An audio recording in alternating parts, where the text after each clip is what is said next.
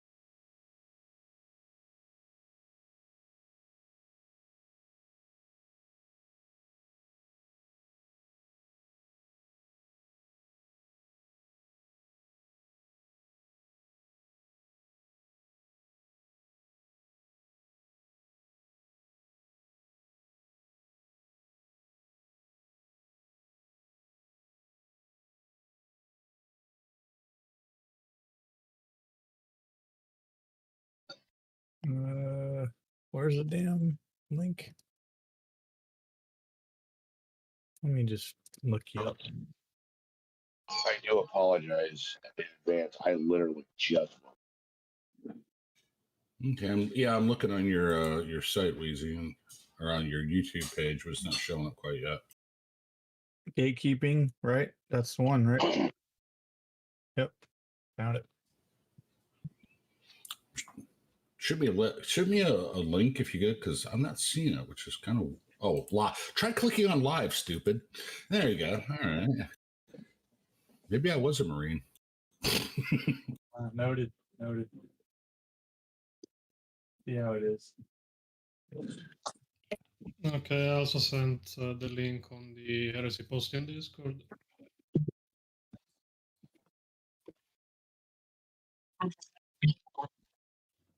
Oh no. All right. What's up, people, and welcome to the special edition of Hobby Talk with Danny Fortuna. And Danny is, I would say, the admin owner of one of the biggest 40K groups on Facebook. Outside of the official. I hate hearing the the English version of my surname, because in Italian the tuna part is not really as prominent, but in English it is pretty much the main part of my surname. So that I can see why the jokes are there now. Well, I mean, it's not like it's Danny 5 Tuna or something. I mean, that would be silly. Or Danny Fortuna. There is an artwork made with AI about the Fortuna's just watching a gate. I even put it as my profile pic on another social just for fun. All right, so I'm here mostly because I literally have challenged everybody, and I mean every fucking body, to a debate, especially the people that disagree with me. But none of them had the stones or the spines or the balls. They were pretty much all posters, if you let me say that. And they never showed up. They never even tried to discuss. And they made all these fucking excuses about text debate being the best kind of debate, me reaching them on Twitter to discuss there. And I'm like, are you fucking serious? Twitter to chat, to discuss things? Like, at least let's get in a voice chat. At least show me you stand by your own position, your own points. At least show me you believe in what you preach. No, they never did that. They all pussied out of the debate before it even started. The last guy even asked for money to do it, and I was like, bitch, you serious? You got 3,000 followers and 30 views per video. What the fuck are you asking money for? So the last guy that Danny challenged was that Gamers on Games guy. That was kind of trying to ingratiate himself to Bits Hammer and all that entire side. And everybody kept telling him to debate Danny, just talk to him so he can challenge your ideas. And the guy just kept saying, no, no, no. And then finally he went, all right, I'll do it, but only if you people pay me to do it. And that's usually... He asked then for $40,000. But I mean, he's not the only one, though. The other one was what? Templin Institute, and then we had... I know you've got... With Templin, the situation was different. Like, he pushed it out of the debate all the same. But he never had the arrogance to ask for money for his own time. He never had that arrogance. He just threw out a challenge he knew he couldn't back up. So he just retracted his own statements. And when pretty much the 40k community was looking at him like, he was encircled by the 40k community by that point. He showed weakness. It was like predators looking at a prey. So when he showed weakness, the 40k community just ate him alive, as it should be. Because if you throw out a challenge, at least honor your own word. No, I'm not going to give platform to a person I disagree with and nobody on a Facebook group. Bitch, you put the challenge on Twitter. I'm answering to your challenge. I didn't came knocking at your door. You came knocking at my hobby. And I'm like, what the fuck? Yeah, it is very annoying when people do this. I'm a person that tries to keep its word every time I can. Like the only time I break a word I give on people is when I really hate the person I break the word to. But if I make you a promise, if I tell you I will do something, no matter the odds, I will do it one way or another. I always did like this. I did it when we created the Patreon. I did it when we started making miniatures. I did it when I created the Heresyposting, and I always kept my word. I never walked back anything I said, and yet the people we are against walk back everything they say. It is almost poetical in a way. Well, I think they kind of they keep that echo chamber pretty self-contained. People like Cerberus, people like Bits, people like that Gamer on Games guy. All of them hold these same talking points. And none of them are willing to say anything outside of the Left Hammer approved talking points, So the problem is that none of what they say holds any water. So all of the arguments that they made. Give me an example of a Woke Hammer approved talking point. Just give me one. Okay, lore doesn't matter. It is literally one of them. Yeah. Then there is, because Cole made Primaris, he can make female Space Marines. One of the lost legions of Astartes might be female Space Marines. Pretty much their whole argument is the lore doesn't matter because Cole did this, because JW retconned this, because in first edition there is this. It is always all the same.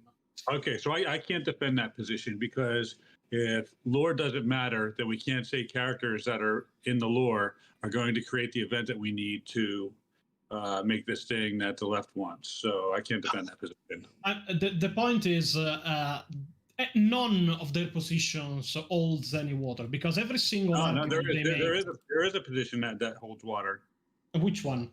Oh no, we're not going to go there yet. I'm not going to give you my best juice at 3:05 when this is going to go on for another 2 hours. So no, I mean, every single time I heard about any of their positions, it is always something you really can't defend or justify in the way of the lore, because some of their points straight up make no sense. Starting with the Primaris thing of Cole, people attribute to Cole successes he never really had. Everybody says, oh yeah, Cole made the Primaris, Cole made this, Cole made new technology. Okay, but he never made it. If anything, he upgraded it. It is a different kind of making.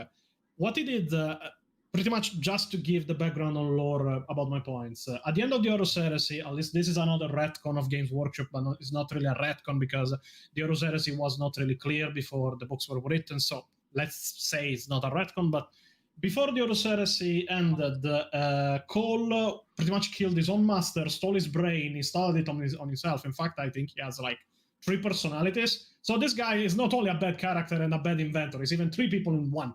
I hate him 3 times more now. But the point is, what happened is Gilliman recovered from a fortress on Luna a relic called the Sang Primus Portum.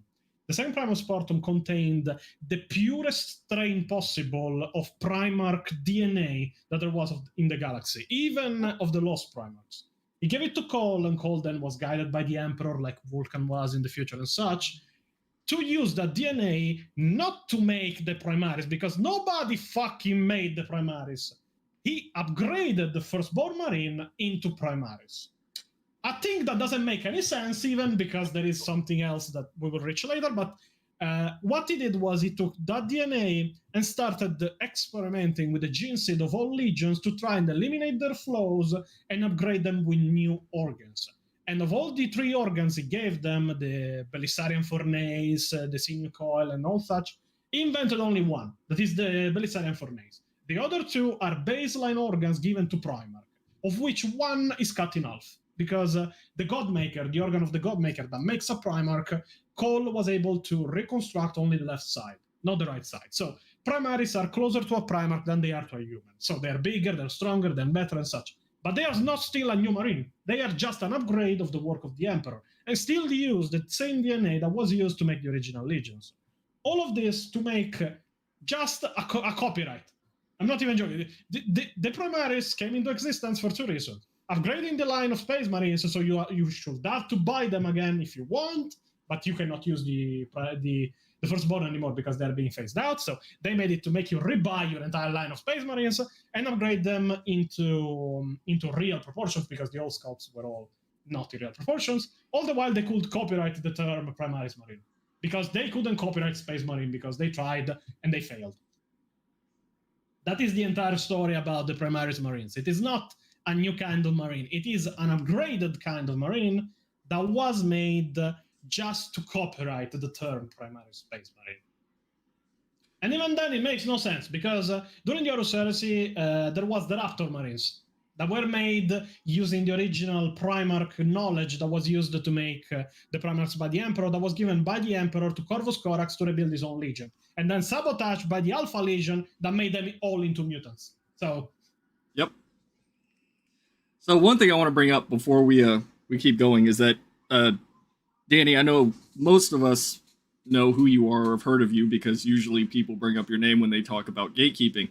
How do you feel about how they changed the definition of gatekeeping to mean you don't want, trans people or gay people or lesbians or anybody that isn't a straight white male to be in the hobby?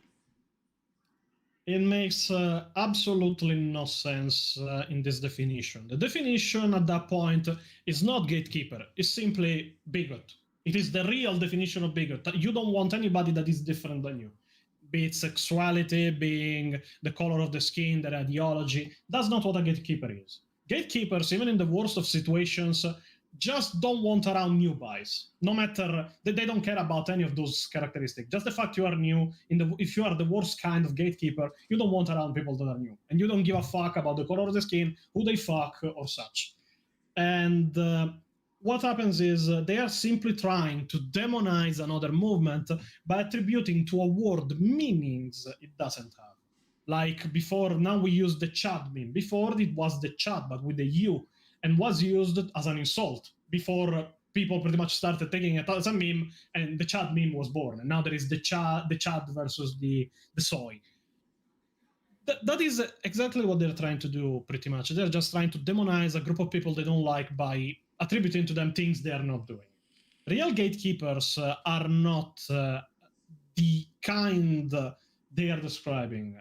Especially because if we go for that logic, I'm an apostate because I'm bisexual. I should be part of the LGBT community. I don't consider myself part of the LGBT community because I've seen what happened in the US and I want fucking nothing to do with it anymore. But removing that and my political ideology that I prefer to not discuss because I prefer to appear just as a 40k symbol if I have, the entirety of the gatekeeping ideology is just we don't want people to change the stuff we have, and we have like to break what works just to try and fix it for problems it doesn't have, just to make it more like you and make it untrue to its own story and world building. Story and world building are what makes 40k and Games Workshop. Games Workshop is built on the merchandising of minis, but most importantly, of the stories behind those minis. Let's be real. There will be no market for Space Marines if there isn't stories behind Space Marines. If it's just hello random figure, it doesn't sell. If it is Magnus Kalgar, it sells. Wait a minute. That's impossible. I've got 260 novels, several tabletop game rule sets, codexes, and everything else. And I'm told I'm not a real fan because I won't glue and paint minis. So, I'm sorry. What you're saying is completely impossible. I mean, most of my I'm minis are just fucking with too. you. So. I know. No, I know. But I have no skill in gluing and painting. No skill, no patience. For 2 or 3 different reasons, mostly due to shitty vision and arthritis at my age. So, but yeah, that's the other one. One of the other things they throw out there is I'm a secondary fan because I collect everything but, I know, but I collect everything but figures. I mean, I collect figures and I paint figures when I have time because I'm always busy either with work or my studies and such. I'm even learning 3D modeling on a professional level now. But the point is, there is no rank of a fan, in my opinion. There is no, you're a true fan, you are a secondary fan. There is either fans or not fans. Like recently on my group, there was a screenshot posted about I don't know, the usual Twitter cancer-ridden names with flags, emojis, and such. But it was pretty much a person just proselytizing, we could say, about the changes he, she, or whatever wanted in the 40k universe. And and people sent me a screenshot and it was like, oh yeah, this person that wants these changes in 40k universe. Yeah, I've seen the memes and the screenshots. Then I was sent another screenshot. Oh yeah, he didn't know that Lupercal was the last name of Horus. Oh no! Oh no! Yeah, we discussed a week or 2 ago. No! Oh man. Yeah, and it was so funny to me. It was like, wait a second. You mean to tell me one of 2 things? Either this person is advocating for changes of a law it doesn't understand and never talked about or even never studied, or it was so stupid that it actually believed that the last name of Horus was heresy. Oh, and keep in mind, one of the other big names just recently, you might have missed this, Danny, is they asked how our space, they were asking Badger, of all things, Angry Badger, how are Space Marine babies born? Because they got stuck on the word zygote. And they were like, well, how are Space Marine babies born? And it's like, wait a minute, what? So yeah, that's the level of and they will use anything to attack for the folks listening. It doesn't matter. It has nothing to do with the hobby. Badger and I are currently fighting off an entire mob of Wokies accusing us of not actually being in the military because we will not post our discharge papers online. Yeah, because they want information about us. Yeah, they want you to dox yourself so they can come and harass you. That's the point. Exactly. Yeah, and it's like we're not that stupid. So yeah, removing the fact, even some people try to come to me like, oh yeah, you are the gatekeeper of 40k, but nobody knows your face, nobody knows where you live, nobody knows anything about you, nobody knows even if your name is real. And I'm like, have you fucking seen what the people that hate us do to people when they share information? Exactly. Like a person actually came to me because they had found my profile on LinkedIn. And I was like, bitch, first thing, why the fuck are you looking for me on LinkedIn? First thing of all, because 2 people for now have found me on LinkedIn. Because they're trying to get you fired. Yeah, that is nothing new. And after that person found me and came to tell me, yeah, there is your info here. Maybe you might want to hide that. I went and I made my profile on LinkedIn private. You cannot see the profile picture. You cannot see my info anymore. You can see, oh yeah, Danny Fortuna, an Italian. It is all there. I literally have mine. It has my name, which I'm thinking of getting rid of. some random stupid picture I found online, and it said worked at U.S. Army. And there's nothing else. Not where I'm at, where I'm from, and I'm even thinking of scrubbing my name at this point. But yeah, it is what I did. It is why my name is discussed to not even be real for a number of reasons. I will not say if it's real or not. It might be made up for all you know.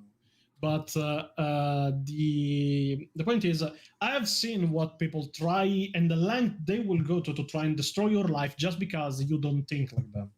And I've been smart enough before I came into 40K to hide myself.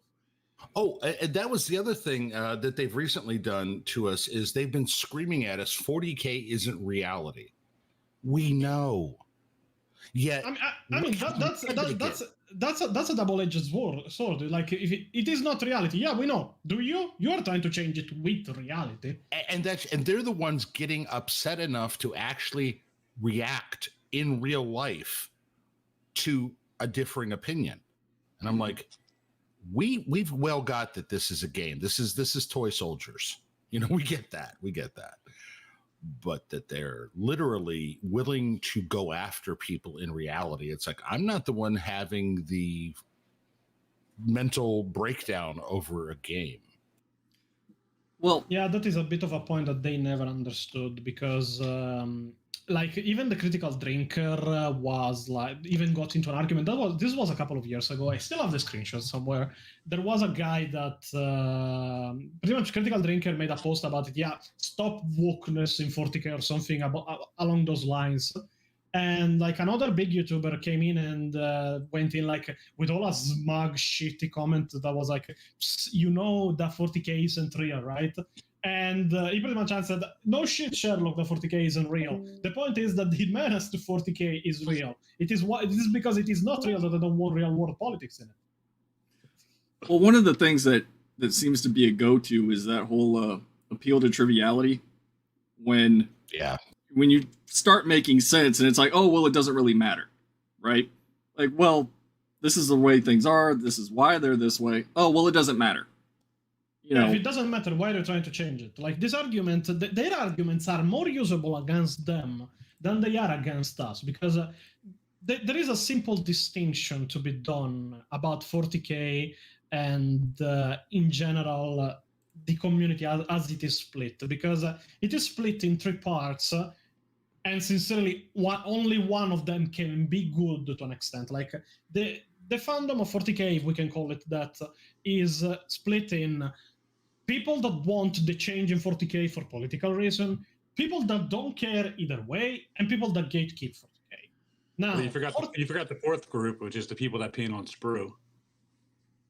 We don't talk about those people. yeah. We don't talk about bad people here. It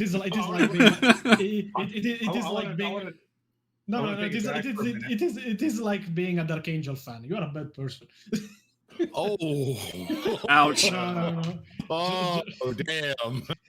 Trouble because I got every one of them. So I was gonna say, wait a minute. I will.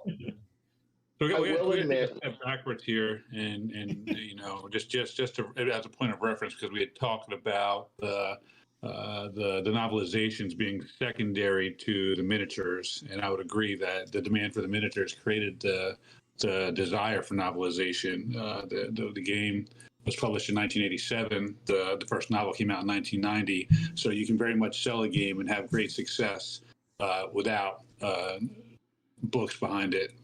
So that's my counter to that argument. So yeah, so being a reader, I can see, you know, as an argument, being a secondary fan, because the main premise of all this is the miniature war game. So 40K wouldn't be as big as it is if it didn't have a very interesting story. Now, there's a bit of background. But Danny, that's just fluff. Remember, that's just fluff. That doesn't. Yeah, that's fluff. It is like recently that Cerberus 60, that is literally one of the most ironic names you can have to be against gatekeepers. Oh yeah, I'm against the gatekeepers. How are you named for the dog that gatekeeps hell? I literally call him when he unblocks me long enough to comment. I call him Dog Dick. He gets really pissed off. I mean, he's a Frenchman, so not even. This is just a bit of banter because it is a common meme that Italians hate French people. It is not a meme because it is true, but It's French people. Come on, it's not just Italians. yeah, even French people hate French people. Anyway, them French people, they have ruined France. Anyway, French left in France, so we're good to go, right? I mean, I preferred when France was full of Germans. I'm just joking. Let's talk about why those trees are planted in Paris. Yeah, and demonetized. Yes. It was just a bad joke. I do a lot of jokes on World War II. Oh, say again, Badger. I wanted to make a comment, and don't take it the wrong way. I'm trying to remember who said it. I think it was who just said about the books and not being the start, if you will. Man versus minis. Man.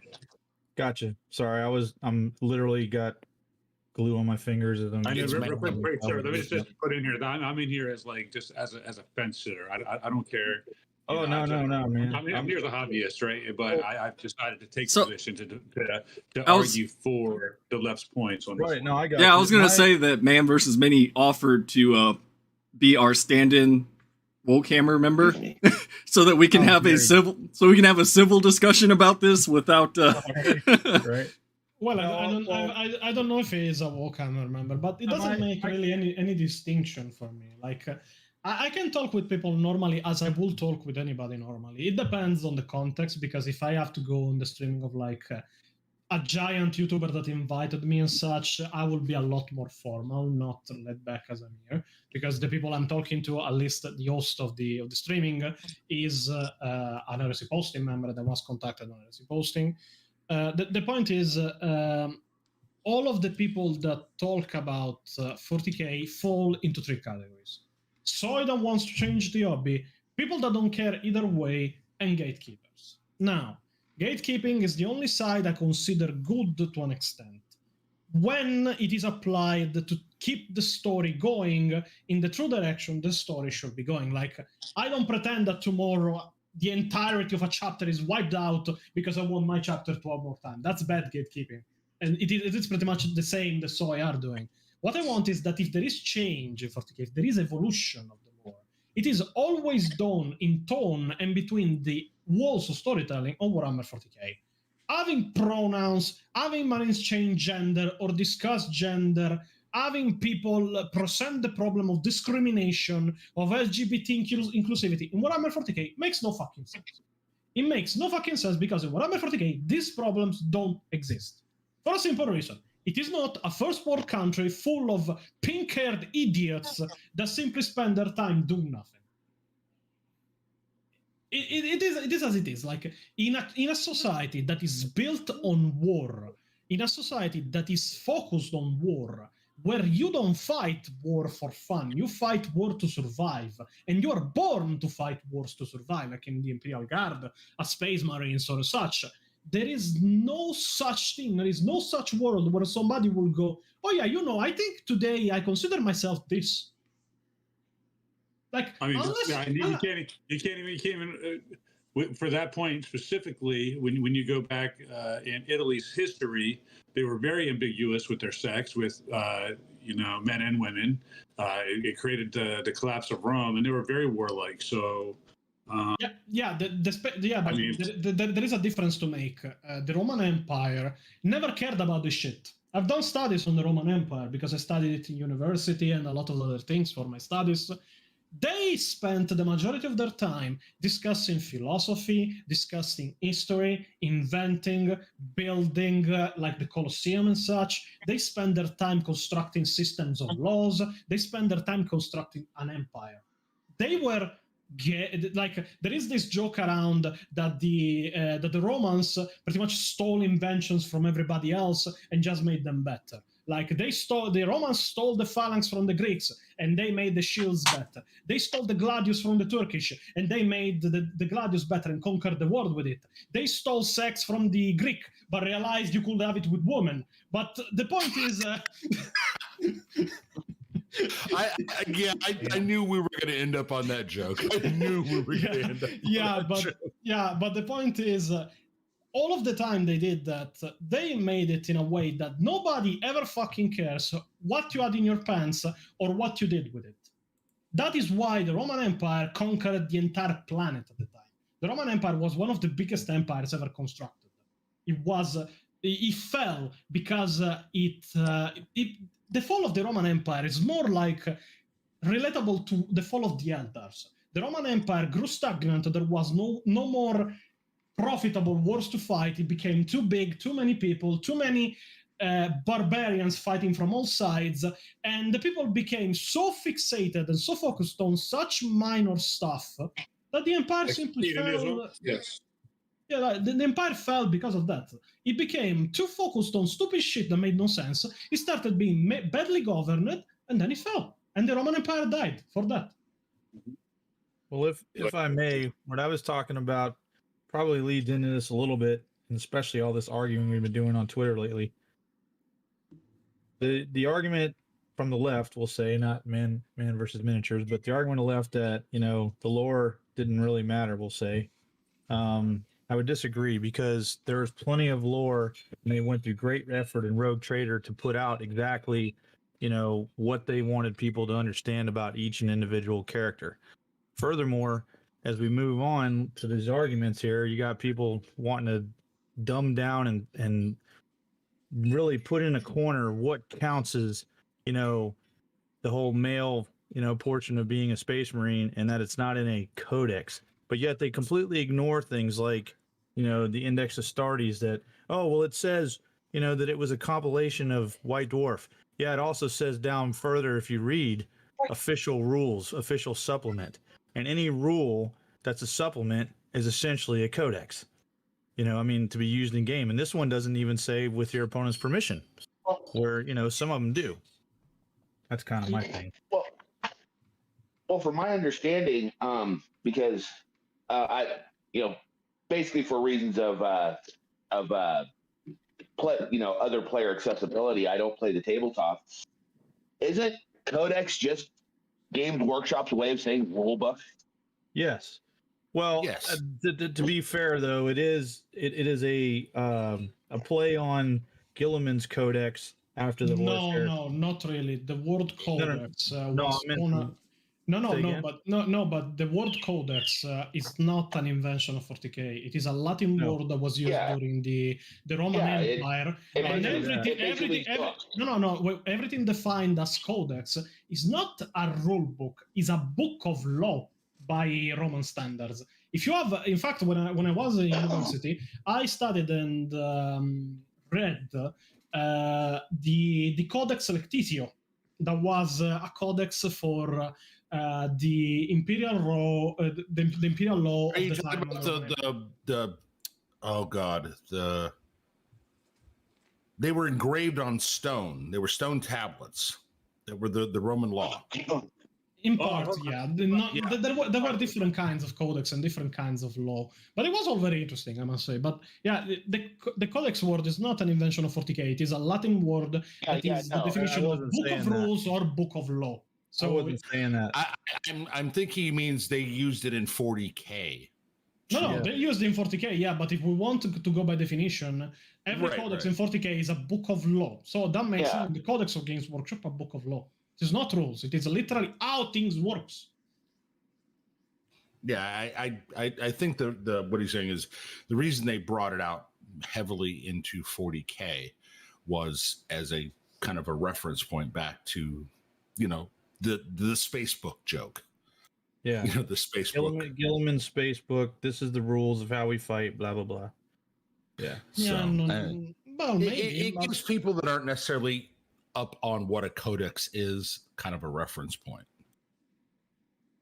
It might be, but it really wouldn't make any sense. The Codex Astartes didn't become a thing until like 3rd or 4th edition, when 40k started becoming more... No, I'm not saying... Okay, I think people got me confused. I'm not talking about... What I'm saying is, this is their argument, is that if it's not in a codex, then it doesn't count. Like, the word says codex on the freaking cover. and that's not true. I mean, it's Well, never. I don't think they're saying that, because if we want to They are. I've got the tweets. Oh, yeah, they are. They're saying codexes are not rules. Yeah. Codexes are rules, but that's not the only thing that counts. And we can talk about the Warhammer is for Everyone post. So, I mean, it's more than codexes. Oh, believe me, I've got. But we're talking about we're talking about literally this all boils down to the usual female Space Marines argument. And Badger was bringing out old codexes because this bastard has every fucking book ever made for 40K, I swear. Well, But, at least it doesn't say like Cerberus that he read every single one of them. Cerberus admitted mean, recently that he read every single 40K book. And I'm Yeah, like, how bullshit. is it that you still get lore wrong then? Yeah. So, but he was literally saying they were going, well, show me in a rule book, and Badger put a codex, and they're like, well, that's not a rule book. That was literally their reply. That's not a real rule book, and it's like It's a rule supplement book. Yes, it is. yeah. Well, and even the the Horus Heresy stuff, oh, that doesn't count. It's like, dude. Well, and now we've got another problem, and I said this in the chat, and if the guy's still in there, look, dude, I'm not coping and seething. I don't know what side you're on, and I'm not saying this as a retort to you to mess this channel up.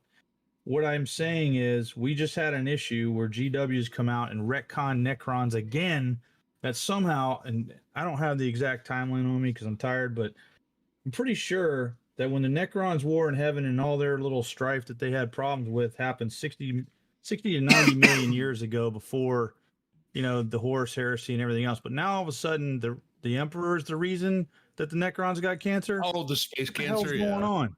Oh my god. Yeah. You know what I'm The saying? Emperor? What? Yeah. Yes. Is it official, or is that just what they're jabbering about, or did they put that literally on stone tablets? Supposedly Dan Abnett wrote that. I can't believe it. Somehow that the Emperor's actions reverberated through Yeah. time and space. I don't know, maybe jumped in a TARDIS or something, and went back and gave the Necron space cancer. Well, they didn't I say anything about doubt, going back in time. They just said it happened. I doubt that But it would have is had the to reason. go Like back. every single time I see this thing of the retcon brought up, they talk about how now there is chaos involved in the war in heaven, and there is Slanesh involved in the war in heaven and such. But that makes sense in a sense that one of the main rules of Warhammer 40k, especially regarding Chaos Gods, Chaos, and the Warp in general, is that the Warp doesn't obey laws of space-time. You can enter in coming out before you departed. You can enter in one side of the galaxy, travel 5 minutes, and come out on the other. It really has no rules on how it works. And this was explained 8,000 BC back to 65 million. That's a hell of a jump. Yeah. No, it is not even a jump that the humanity couldn't do. Like the Spirit of Eternity, the ship from the Dark Age of Technology that came back in the 40k universe and pretty much got the timeline wrong because they came back to the Imperium and not to the Dark Age of Technology. Explained to the Marines that boarded it before he killed every single one that was on board, that he had traveled through times in countless places, had seen the birth of the galaxy, had seen the end of it, and that through the warp, he could pretty much travel wherever the fuck he wanted. And the point is, from that explanation, many theories were made, and one was even made canon, and that is that in 40k, Chaos doesn't obey any laws. It exists always, it never existed, and it came into existence at a certain point, all at the same time. So Slanesh existed even before Slanesh was birthed by the Elders. That's to make you understand what level we are talking about of warp fuckery.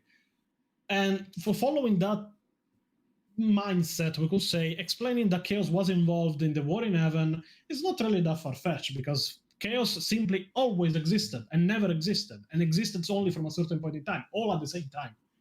It is how Chaos works, it is how the warp reasons, and while it could be problematic to include it in something like the War in Heaven, as it is the catalyst that creates the first demons, I really see it being something that works, but implying that the Emperor did something, like, it is implied that actions have a way of traveling through the warp. Like the Black Rage is discussed as not for the Blood Angels. I don't know how many guys know what the Black Rage is, but it is discussed as being a flow not caused by genetical mutation, but caused by an extreme override of emotions. Like there is this theory that the black rage, the madness that every single Blood Angel falls to at some point, except Mephisto, and it is why I hate his character, but pretty much it is the hate of Sanguinius that he felt the moment he was being killed by Horus.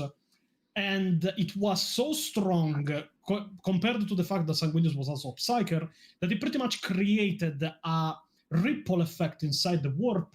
And now when a Space Marine falls to the Black Rage, they are not falling to a genetical flaw, they are falling to the hate of Sanguinius that transcends space-time and eats his own children to be expressed. So I want to go back to something real quick, is that I think, going back to that whole, well, the lore changes, everything changes, the codexes aren't rules. I think a lot of that has to do with, and I'm just looking at this from the opposite side, is because we get new editions all the time, right? So people are going, okay, well, this minor thing changed, or they added this one little thing, or, they retconned something. So, the same people that are saying that codexes aren't rules, they're also using that as a basis for saying that, the whole lore doesn't matter and that things can change. I'm gonna throw out one question, and this is literally, I understand if you all start screeching. Let's just say 11th edition, they allow female Space Marines. What is your reaction? Well, I guess they did that. I will quit the hobby. Not even joking. Okay. For the simple fact that there is levels of canons in 40k. There is things that work and can be changed. There is things that are set in stone. Female Space Marines is one of the main concepts of Warhammer 40k from 30 plus years. It is something that has been always engraved in stone. And it is not something that was made up because the female Space Marine sculpts that were as hideous as fucking Gollum when every time I see them. But the point is, they weren't really the catalyst that made them not canon. The sister models that are exchanged for female Space Marines in first edition were labeled sisters on the sprue. They were never called brothers. They were never called Space Marines. There is nothing indicating those minis are female Space Marines. Female Space Marines existed maybe in concept, but they never became a thing. And the only thing indicating it, and I'm sorry to interrupt you, is what these clowns are trying to say is that Alan Merritt and the other guy, who are now trying to stay relevant, now trying to ride the fence, are saying, well, they were called sisters because the other guys were called brothers. Get out of here. Okay, well, Badger, how about you? What would your reaction be? Considering how deep into this game you are, and I've seen your hobby room, my friend, what would your reaction be? My reaction would be that I would completely disregard that at all, and and that would be the end of the lore for me. Because Metronoid, how about you? Yeah. Metronoid, are you alive? Are you still playing Hogwarts? We put him to sleep. Man versus miniatures as the fence rider. Are you ready? Sure. Why can't I and have female Space Marines as an aesthetic choice? Why does it have to be canonical or lore? You can, but let's just say they bring it out. It is a canonical. It becomes a canonical blessing from the high priests in GW. I can't, because the second I use a non-GW print, I'm ineligible to play in GW sanctioned tournaments. Okay, but let's just say it is sanctioned by GW, and you now can play female Space Marines at a tournament. Okay, so then why don't they supply me with the parts I need to create those things? Well, the same reason they don't supply you with any changes they make. Well, to be fair, you can already do that though. You can model your Marines however you want. But wait a second. The point is, this is a different question. Like, the question is not if you can make your Marines female. Like, it is your head canon. Do whatever you want. Make them furries for all I care. I will not like them like I wouldn't like female Space Marines. But you don't need my approval to make them. It is your minis, you paid for them, buy whatever the fuck you want and attach them to it. You can make I don't fucking know. Make I some want to Marines. buy Primaris scale heads, female heads from GW, and I can't do that. Their message. Okay. I mean, you can buy heads from. How about No, our I- illustrious host? I cannot purchase Primaris scale sized female Space Marine heads from, or any model heads that are Primaris scale size from GW for this hobby. Yeah, but that is because all they sell always exists in lore. They don't sell what they don't create. Right. That's what I'm saying. So let's just say 11th edition, suddenly it is completely legal by tournament standards. What would your reaction to the game be? Not that they're not supplying them or anything like that. I think that would be a stupid idea. I agree. But let's just say all the old blokes at GW that go out to the pub every evening retire. And suddenly the rainbow-haired weirdos take over. And it's not like we haven't seen that in other hobbies. It's like this with the Necrons, like when Matt Ward screwed up my Necrons. Necrons were freaking, I mean, they were fearful. Or, I mean, you were afraid of them, okay? They were very mysterious.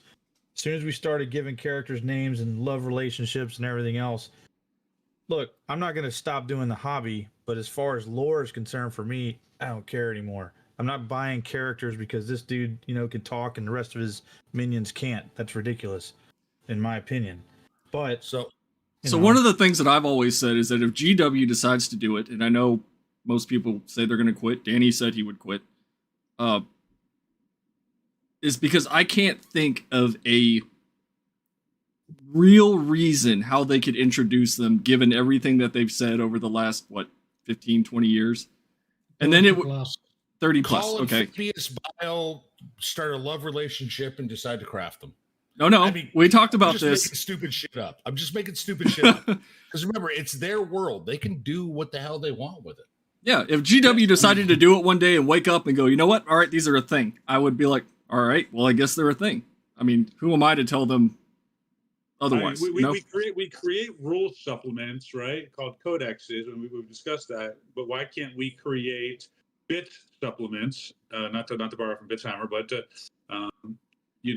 like where you can say, okay, these bits exist in our universe, but we do not have canonical reason for them. They are just aesthetic choices that you can make if you choose to do such.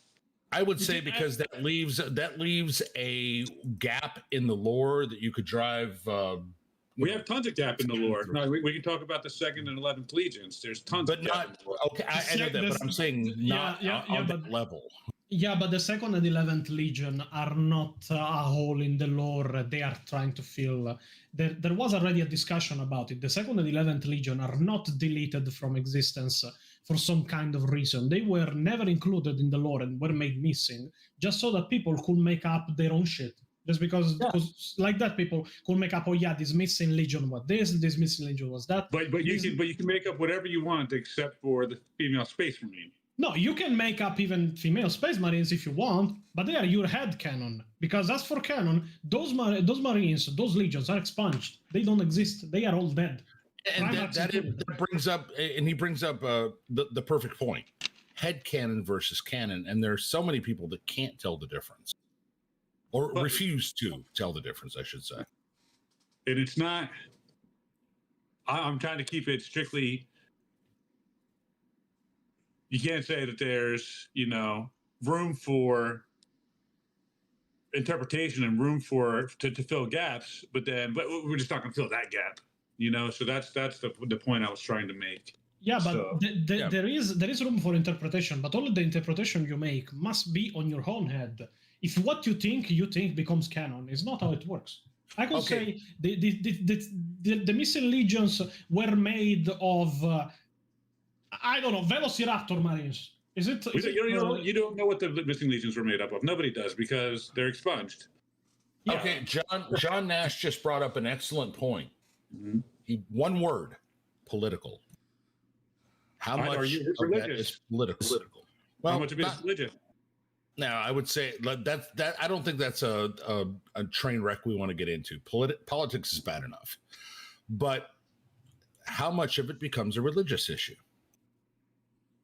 Yeah, but Well, that's something Pretty we've much- that's something No, we've but- talked about is how much religion is steeped in 40K, but nobody talks about that. No, Well, no, That's because not it's really. not religion that most people they tend to demonize. So Yeah, but bringing up politics is a double-edged sword even here.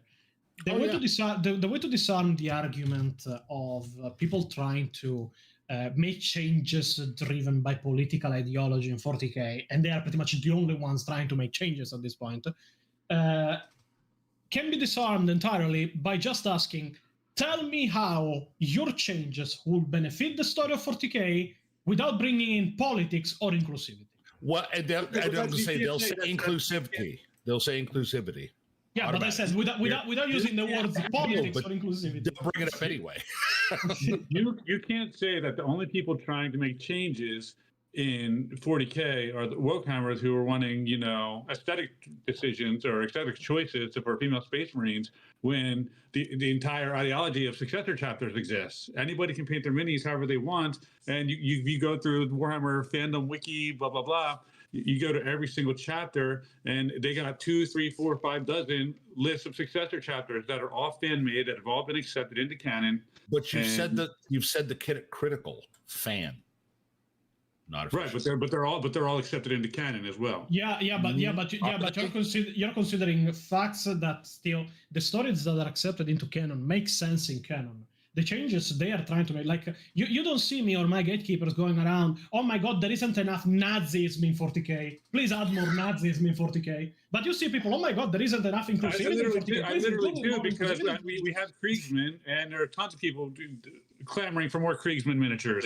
But Krieg are not Nazis. No, They're not even no. wearing German armor. They're No. wearing Yeah, French armor. But French and English armor. Krigsmen are World War I French troops. If you want to go yeah. for Nazis, you have to go for that- Armageddon Steel Legion, and nobody asked for that. Why not? Maybe Hell, we even should. Armageddon Steel Legion isn't really that. It's at this No, point. no, it is inspired from the African corps of the Panzers of the World War II. Yes. The coats, the helmets, the masks, it is all that. Should I mention whose picture we had in our tanks in Desert Storm? No, we shouldn't mention that. No, we had a guy named Rommel, his picture in our tanks because we followed his plan. In No, anyway, 1981. it is a difference. It is a difference driven by political ideology, but that it is constrained by not using political ideology. Like every single change in Warhammer 40K lore, every single evolution must be done on different levels. If an event is not really fleshed out, is not really talked about, is not really that clear if it's true or not, it can be reworked. Like the War in Heaven, there is no books in the War in Heaven. It is all hearsay. It is all general explanation that nobody has confirmation to. So you take that, you say, okay, chaos was involved. It is a possibility for how the work works. Yes. Does it go against the established lore? Not really, because there isn't that much established lore to begin with. So it is a change that can be made. It's a modification to the lore that can be made. But when you just go, oh yeah, let's take the Imperium, let's put female Space Marines in for representation. First question, how does that benefit the story? Second question, how does that obey the world building? Like, female Space Marines, okay, what do they bring to the story? Nothing. They bring a different perspective? No, we have the sisters. Do they bring more powerful warriors? No, because of biology. Do they bring more numbers to Space Marines? No, because Space Marines are not a matter of number of recruits or sex. It is a matter of gene seed. Well, Like it is only a matter of seeing how something works in relationship to the canon. There is also to add something else about ideology in 40K, because it is a thing that it is disregarded on many levels, and it is a thing that always irritates me. People talk about progressivism, they talk about inclusivity. Have you read what the fuck the Imperium of Man is? It is a dictatorial theocracy built on tradition and on conservatism. They don't invent, they don't make new stuff. They know how stuff is done from a life, and they do it the exact same way, because if they don't, they're killed. It is not a matter, oh yeah, we should make female Space Marines to have more recruits. It is a matter, you want female Space Marines? Yes, bang. It is how it ends. So here's the main argument for that is what they call the changing of the market. So the reason they say that they push for that so hard has nothing to do with, at least in my opinion, with inclusivity, even though it does. But they say, oh, the market is changing. You know, we have more and more younger people, so they're trying to appeal to, you know, women and non-binary and everybody else. But So the minority of the market. right, Like, so the point is, if you come into hobby, like I need to give a bit of a personal story on this. I discovered Warhammer 40k not that long ago. I'm a fan from 5 years, and I'm only 24. So just to explain the situation, Damn kids. I discovered 40k on a bus while traveling back and forth from university. I discovered it while because the bus trip was like 3.5 hours every single time I took it. So I had to spend time doing something. I would just surf YouTube, Twitch, and look at stuff. And what I found was I saw the Ultimate Apocalypse mod review. I don't remember from which YouTuber, but it is like the biggest review on it. And I was like, wait a second, I already saw this armor somewhere. I went back and I found again Astartes. I saw the armors, I saw what the mod had, people on fire, giant battles, orcs fighting the Imperium, everybody killing each other on Battlefield. I was like, fuck, this is cool, I need to know more. At the time, I didn't really even know English. And I just decided, okay, time to learn. And I started learning English, watching 40k YouTubers to learn English, to learn 40k. So I was learning 40k in English at the same time. Thank God he didn't watch Arch. He'd be rolling his R's. Yeah, I mean, that's because of his accent. But yeah, I started looting and I moved from there. that was something else I wanted to talk about today too. But keep going, Danny. Yeah. Sorry. I also found 40k at a very critical moment in my life. At the time I was in university, I was extremely, extremely depressed. And I'm talking about almost deciding to analyze myself in Minecraft. Depressed level. Like, life was shit. I was always closed in myself, not talking with anybody, not doing anything interesting. It was always study, home, study, home, study, home, problems at home, study, home. So when I found 40k being a very big fan of wars, made up or not, I pretty much found my haven. And I started learning the language to learn the lore as it should be learned. Now, if that is the dedication I took to come into 40k, with what kind of goal you can come in 40k in my hobby, in what stopped me from ending my own life, and ask for it to be changed on a whim for your fucking ideology, for your own pleasure, like disregarding all the lore I like, all the characters I like, modifying stuff just because it offends you or just because you want it to represent more yourself. The only people that cannot see themselves represented in anything are the most insufferable, narcissistic, ignorant people on this fucking planet.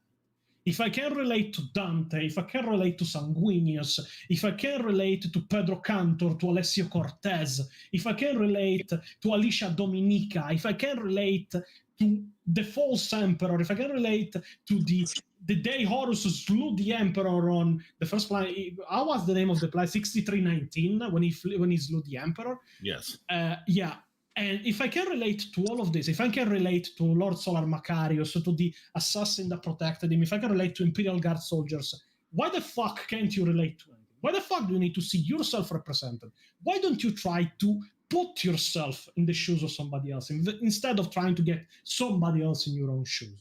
It is why this kind of stuff never works. This is why the go woke, go broke is a reality. It is why now pretty much companies are understanding that trying to give people exactly what they want down to the specifics does nothing. If anything, it alienates the people that could already relate with your own product.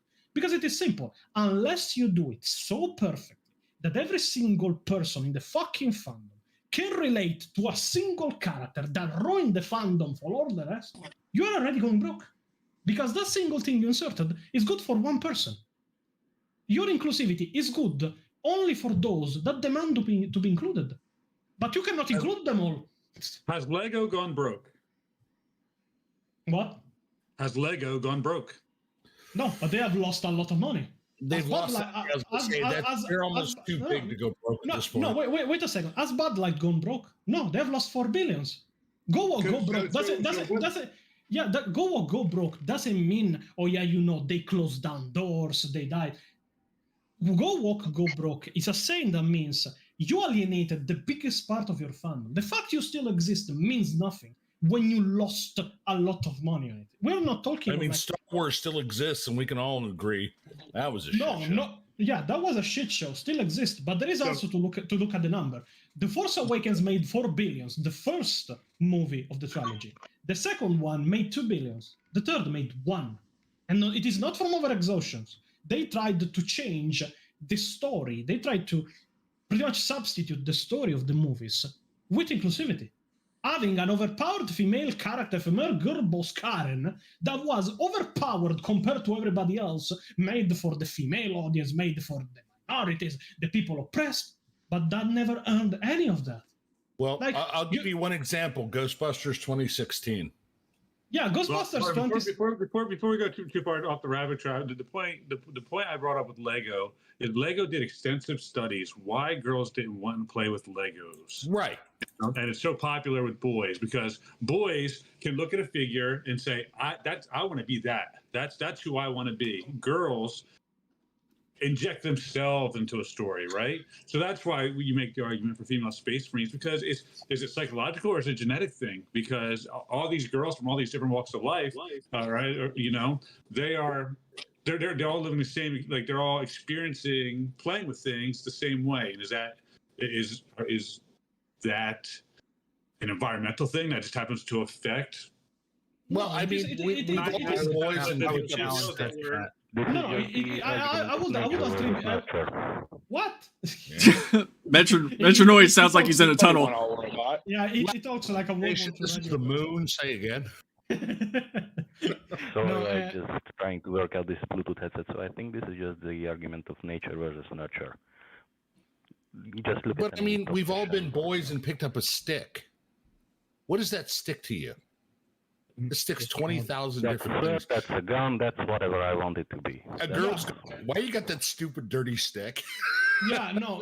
The point is, if we follow what their studies found out, they found out that boys try to relate more to something they're exposed to, while girls try to make what they're exposed to more like them. So yes. what the ideology they used is, we give a boy and a girl a Batman. While the boy takes the Batman figure and he tries to be more like Batman, the girl will take the Batman figure, put it in a tutu, and try to make it take tea with her. He will try to make Batman more like her, while the boy wants to be more like the Batman. It is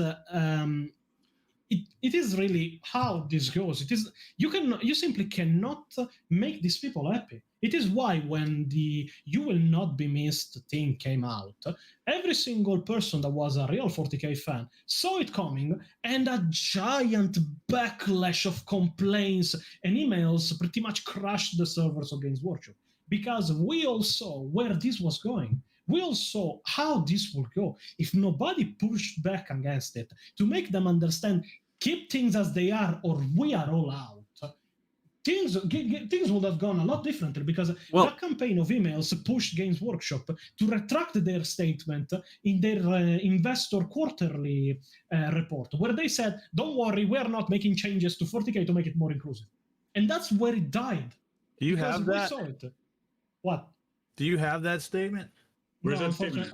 I'd love to have it, dude. I would love to have that. Unfortunately, I didn't save it, but it is on the internet. You should find that statement and post it online, because that would. Yeah.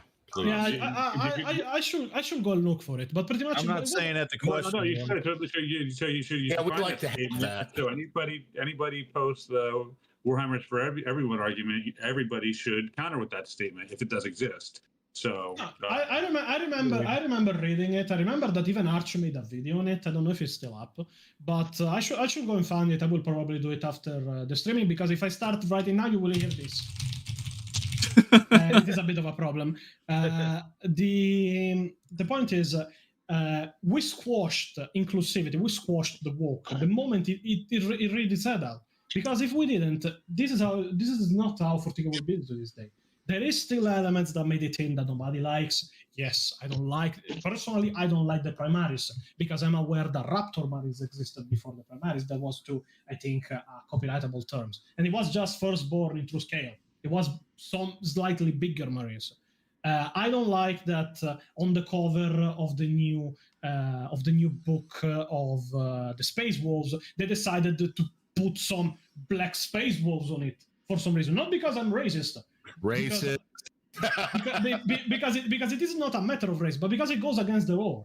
it goes against the lore of Ferris. It goes against the lore of the Space Wolf. If we look at the lore of 40k and in general to biology, darker skin in general, even in Africa to this day, and all people with dark skin have dark skin because they have an extreme and have had an extreme level of exposition to the sun and arid temperature in the past in their own genetic heritage. How the fuck does that make sense on a nice planet like Ferris? Where the fuck did people find the time to take so much sun to have black Vikings? Well, because you're assuming that those people originated there.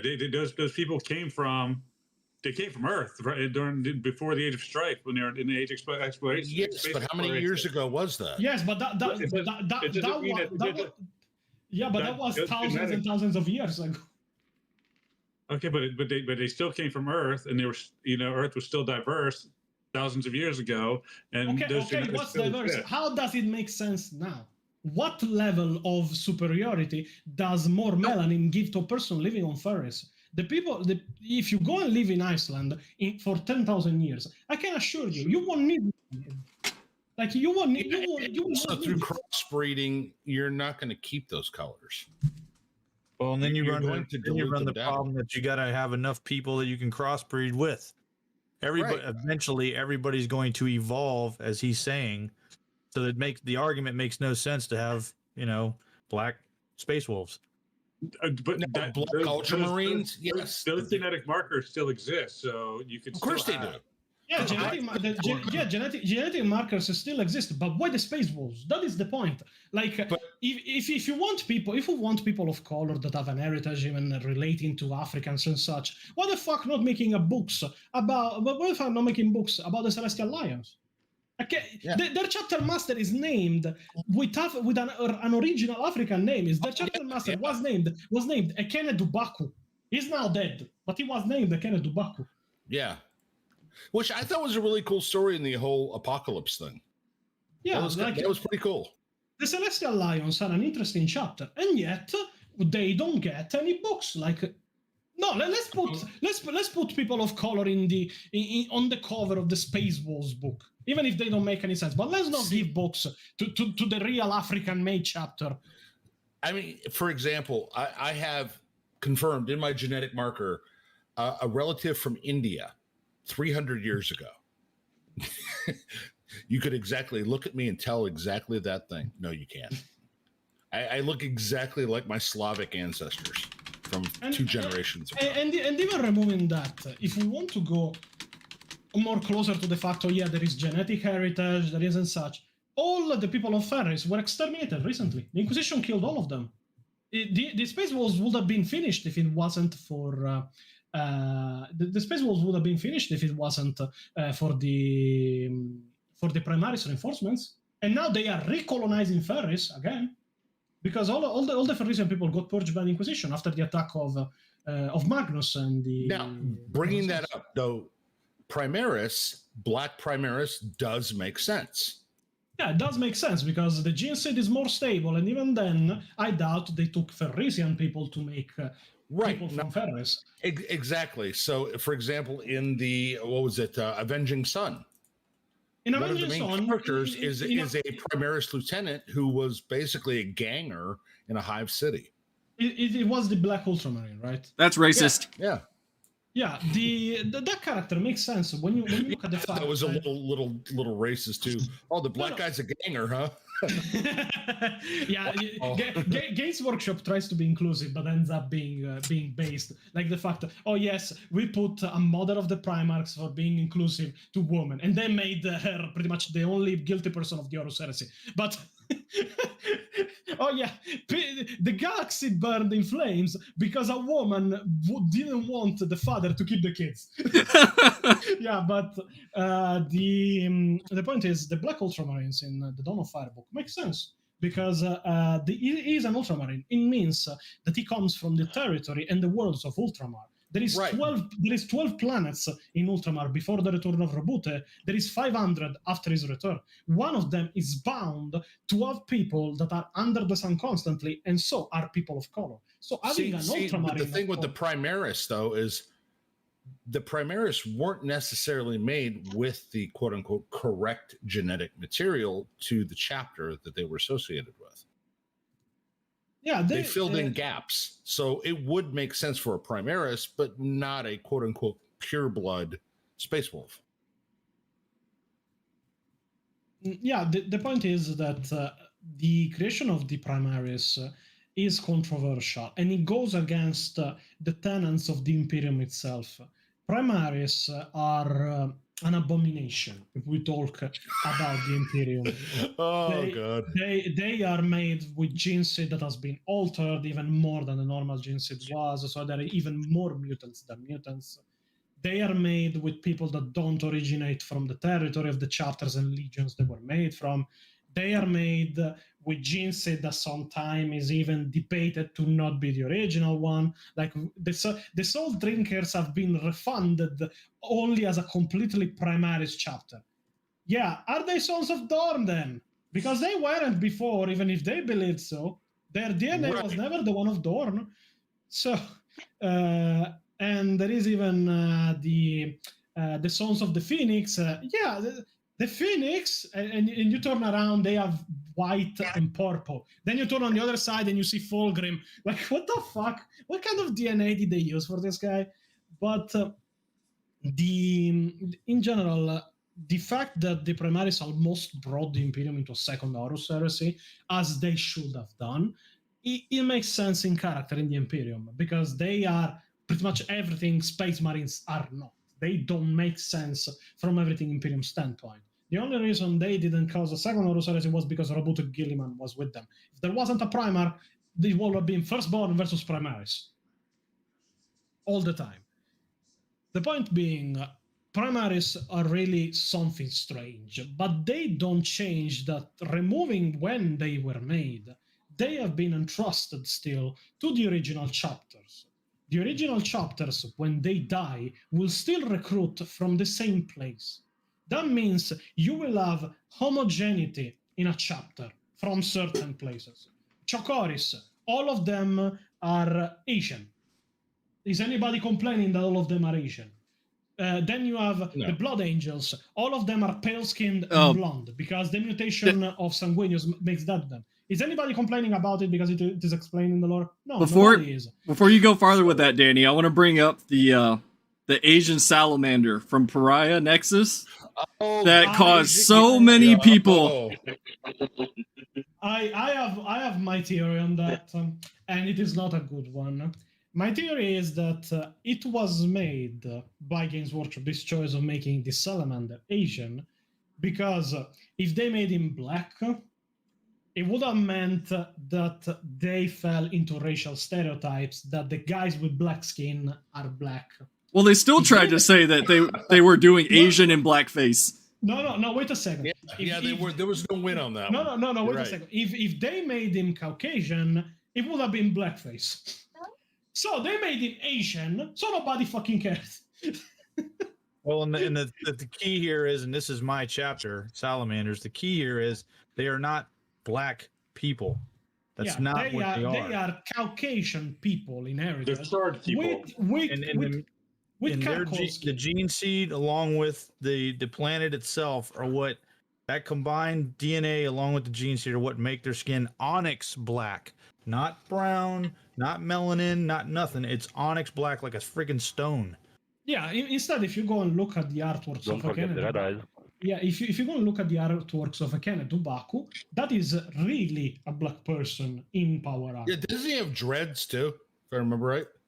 I remember, yeah, but the point is Akene Dubaku, together with the Celestial Lions, are still under the aim of the Inquisition, and Akene, in fact, was killed by an inquisitorial assassin that was sent to kill him. But the point is, the Black Viking of the Space Wolves is a problem not because he's black in 40k. It is a problem because it doesn't make sense with the lore. If you take if you take any other chapter that recruits from a bunch of places, like even the Imperial Fist recruits from different planets, they even recruit from Necromanda. Then you go and look at the Celestial Lions. You even go and look at the Black Templars. There have been Black Templars because they recruit from everywhere. They are a fleet-based chapter, and they recruit from where they fight. I'm just picturing Marco Polo. I was about to bring Marshal that. Bowman. I was about to bring that up. Yeah, and it would have made sense in all of them. But no, they decided to put him in the Viking chapter, living in the ice planet.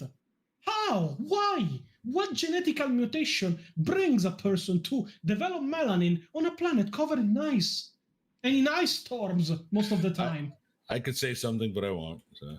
Don't do How it. you explain Don't that? do No, it. that's supposed to live in the ice. Don't do it. What happened? What? I said, how do Oh, you explain he that? said, "What genetic mutation would bring a black guy to the ice planet?" And I said, "I have a joke, but I'm not gonna say." it." I mean, He's Eskimos already have lived in- demonetized. I don't want him canceled. I was gonna say Anyway. respect Wombat's channel. Respect Wombat's channel.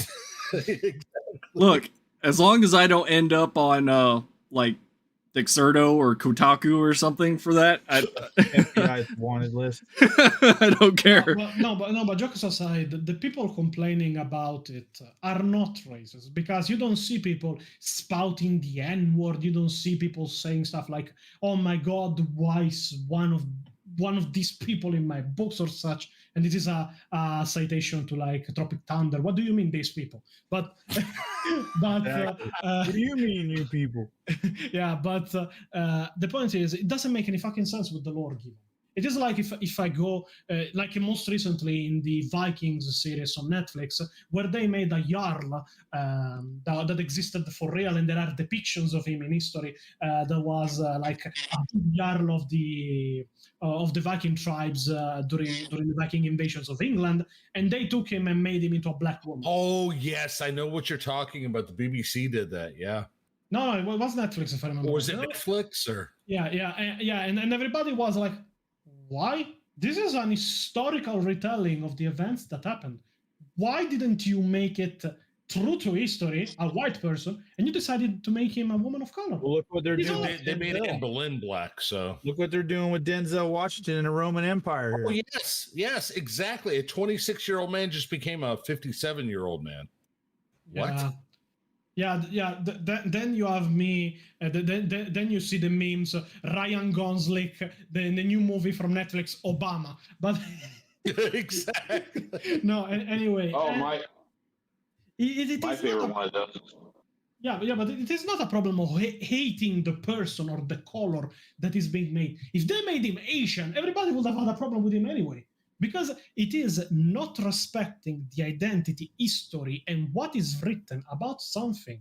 It is like saying, "Oh yeah, do you know the Roman Emperor Julius Caesar? Okay, he was a Mongol." No, no, he wasn't. It's like, no, it is not how it works. You cannot just take an historical element. You cannot just take history that is written and just bend it to your will for pandering. Because it never works. It didn't work with that book because everybody complained about not respecting the lore of the space Vikings of all people. And it is not a very popular book. I don't even know a person that read it, to be honest. So Well, I have it on the reading list. I have what's called a 10th edition catch up, and I am dreading getting Wolf Time. Yeah, it was the Wolf Time, I think. Yeah, and I'm really considering skipping it in the list. I've got 22 books to read to catch up to 10th edition lore, and I'm getting close to Wolf Time, and I'm like, I don't want to do this. I want to point something out real quick that Maddie just said in chat, talking about what Magic did with the Lord of the Rings. And that's Aragorn, yeah. they made Aragorn black. They made Gandalf an Asian guy. They made the Haradrim, who are the bad Southerners, completely white, which they're supposed to be like swarthy skinned brown people. And But because they come from the south where the But they did make Arwen white. yes, and how much Arwen was white. and how much did that set sell? oh, no, they're they're also starting to pull some of them from shelves. Yeah, because not many people buy it. The point They is did buy it. You had Tolkien fans buying product that they'd never bought before for chasing those cards.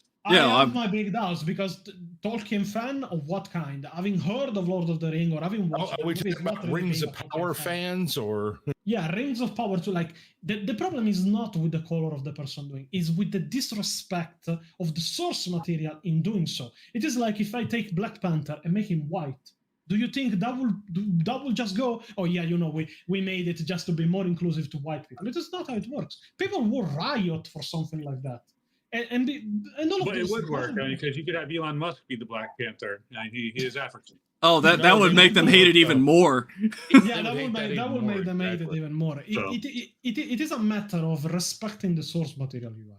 If you don't respect the source material, the real fans that are the ones that built your brand from the ground up. There are plenty of African people in reality, in lore, in kings and things like that they could easily make entire movies, book series, whatever, but they don't want to do that.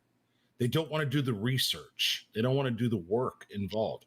They would just rather race swap. And if you complain about it, it's a you problem. Yeah, it is a race problem when there isn't racism to begin with. It is like the argument, oh yeah, you're always against female space marines, but I don't see you being against male sororitas in the lore. But because there are none, and nobody's asking for them. If somebody was asking for them, I would be, there is the decree passive. You cannot have male sororitas. Sorry. I won't name the person, but there was somebody recently that said sororitas are not respected by anybody, and I have never seen a drag on Twitter quite like that one. Of Literally course they putting are. sororitas together right now. Since Horus, right? Huh? I'm sorry, say again? Since Horus last name, right? No, I'll say it. You want me to say it? I'll say it. Say it. Shay. Yeah. Okay. Yeah, so it was Shay. What a new thing for some. But anyway, and I even put for my one comment amongst 10,000 was, if I was going to build an army and it would be for display purposes, I think the sororitas are cool as shit. I have a granddaughter. If I'm ever introducing 40K to my granddaughter, it's going to be all about sororitas. Yeah, but because I think she'll love the hell out of them. Yeah, but the point is that they like to give problems that are really not there when somebody's complaining about something. Every time they do that, I post a cover from Don Quixote and just let them draw their own conclusions. No, but that's literally what they're doing. No, but the point is, in the most recent 40K game, Rogue Trader, there is an upcycler in the game. She's called Idira. It is a 45 years old but upcycler of the Rogue Traders, and she's black. Have you seen anybody complaining about her? In general, she's one of the first people. I love the shit out of Rogue Trader, by the way, and I hardly endorse it for anybody that I have not seen one person going, "Oh my god, why there is a black psyker in my game?" Because Adira it makes sense with the fucking lore. Adira is great too. You get the Fish Guild white skin clawed hand navigator, which nobody else has a problem with. Yeah, that is my wife. In fact, it is my romance. Anyway, that is my romance too. Is Fish Girl? So, yeah. Mostly because Tirdusi is Besupsi. But anyway, Fish Boosie. No. In this case, it's Turdusi because she has a third eye. But anyway,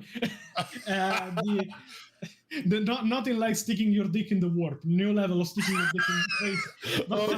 God, what is one off the rails? I just got Badger into Rogue Trader, and now he's completely left. I think I've created a new fetish for some people. But anyway, your diversity. The Elmar did it first. No, anyway, the point is, they make sense in the lore because there is nothing, nowhere in the story that says, "Oh yeah, there is no black psychers."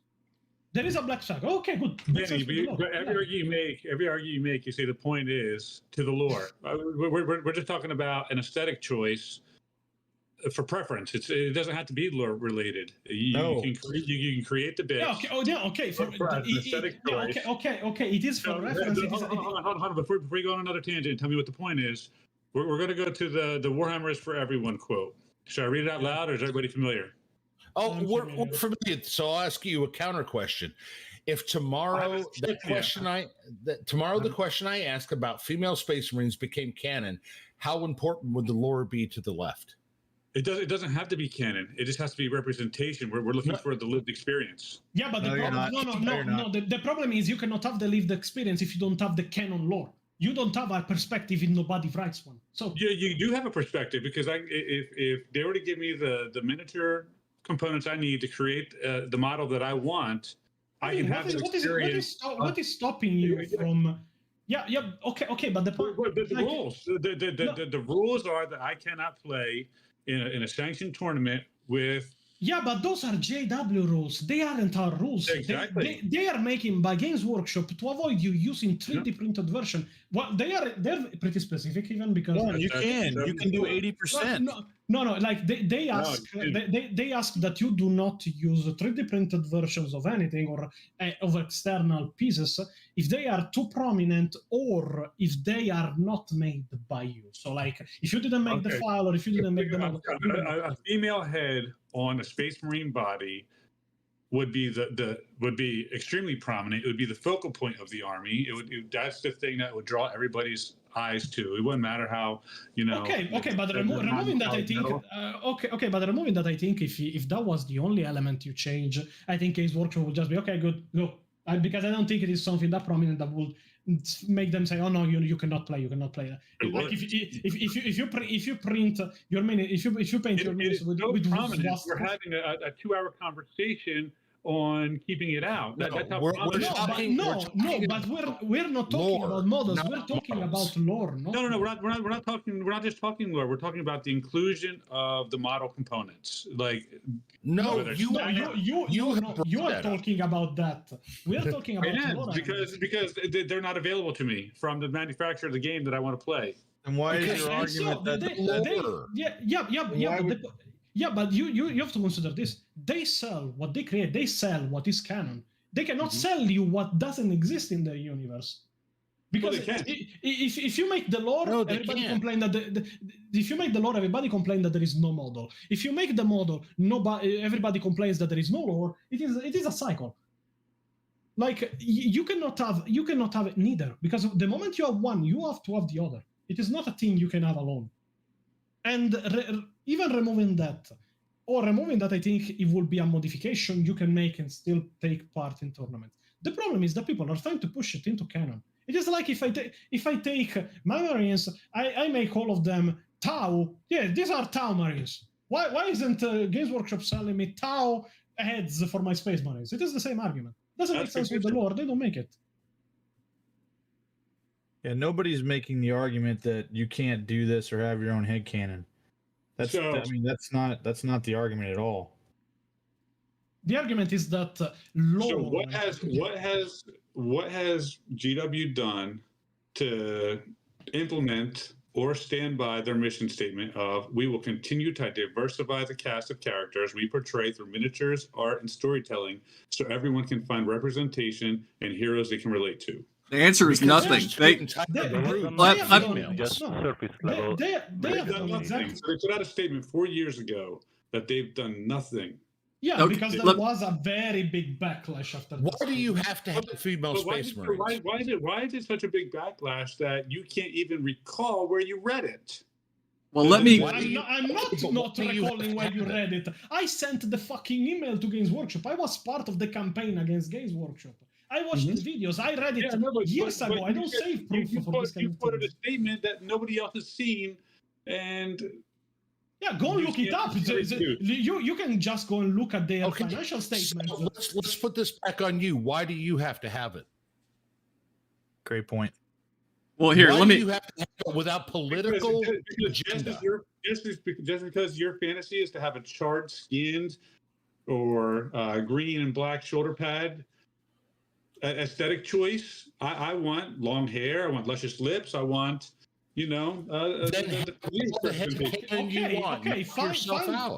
find somebody else that sells them, that makes them. Hold on. I got something to his whole thing about kit bashing and GW not providing, just because I finally got my brain to work.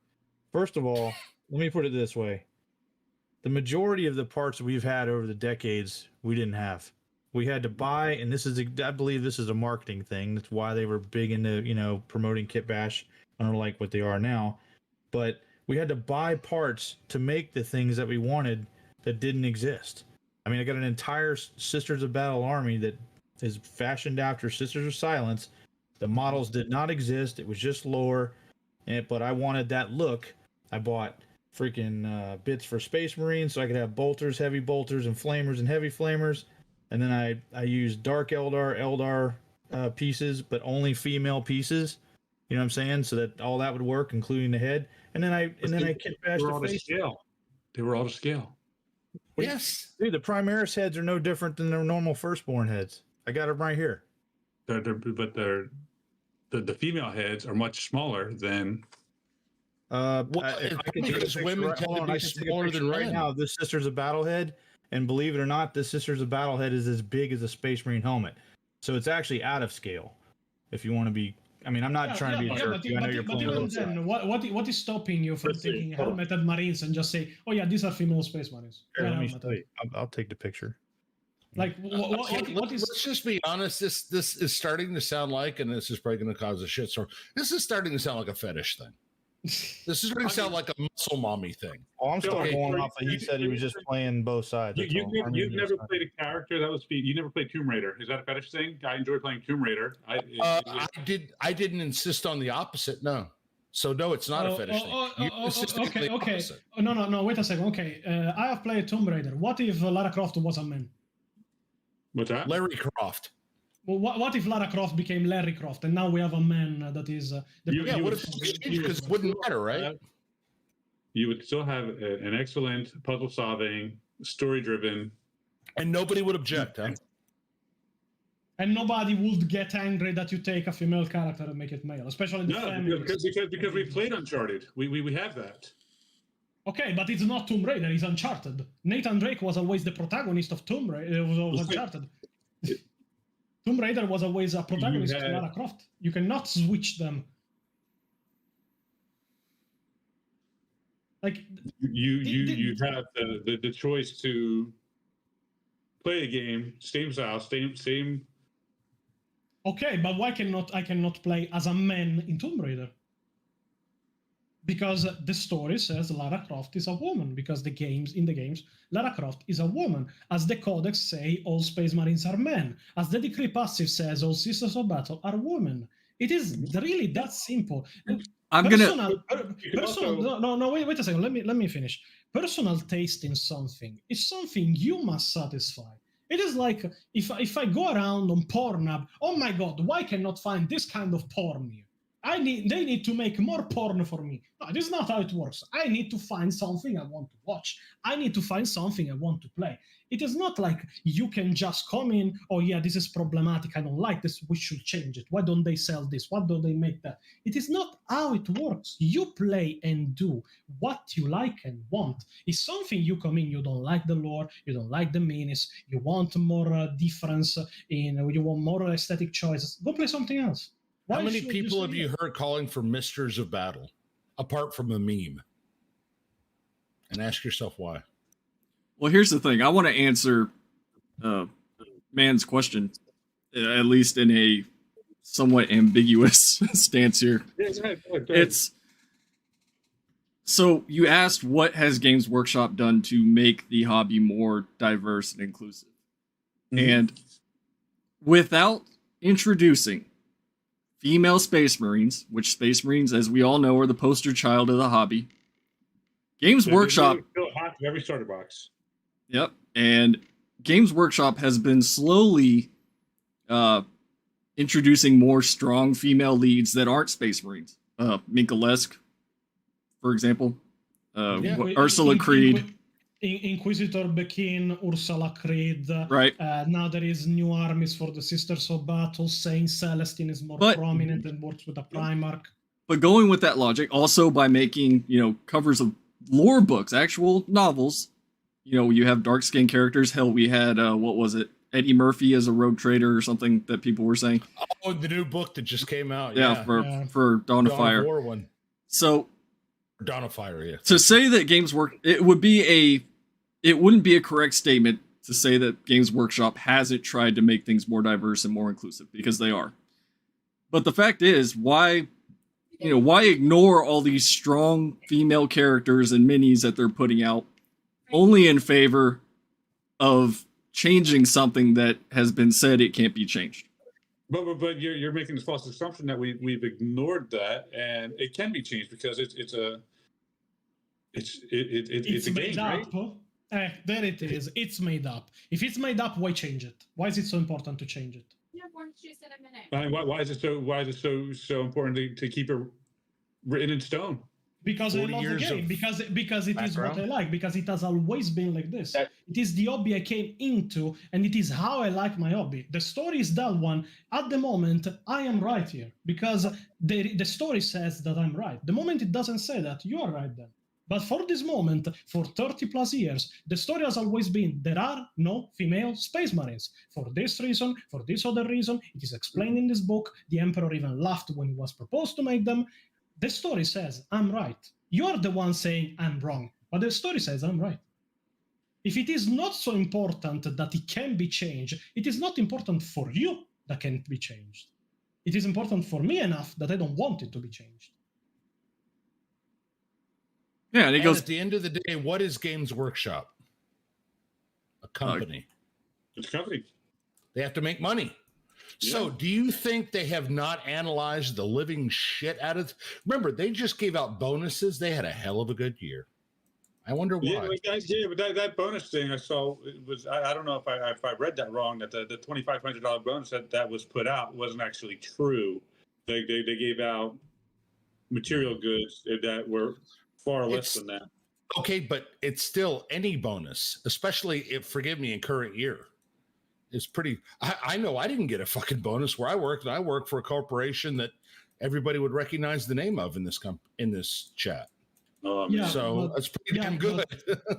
But there is also to keep in mind something. The fact that they are a company focused on profit is a thing that could come back to bite us in the ass. And what I mean with this is every single company that has changed its own lore, it has ruined its own universes, it has Star Wars, Star it has Trek, destroyed Star Wars, D&D. Star Trek with the most recent special that has pretty much destroyed the credibility of the Doctor, and pretty much they are emerging fans now. Yeah, all they're of- down what to 2 million viewers from 10. They lost a lot of Jesus. their audience. They now the Star Wars, the Little Mermaid. Now there is Snow White, and all these fucking movies. Hasbro lays off 1,100, including people at Wizards of the Coast. well, Yeah, I just all- I just all did a of video this- on that not too long ago where, Right, and it's the same thing that I can't remember who said it earlier, is that when you try, Danny, I think said it, you can't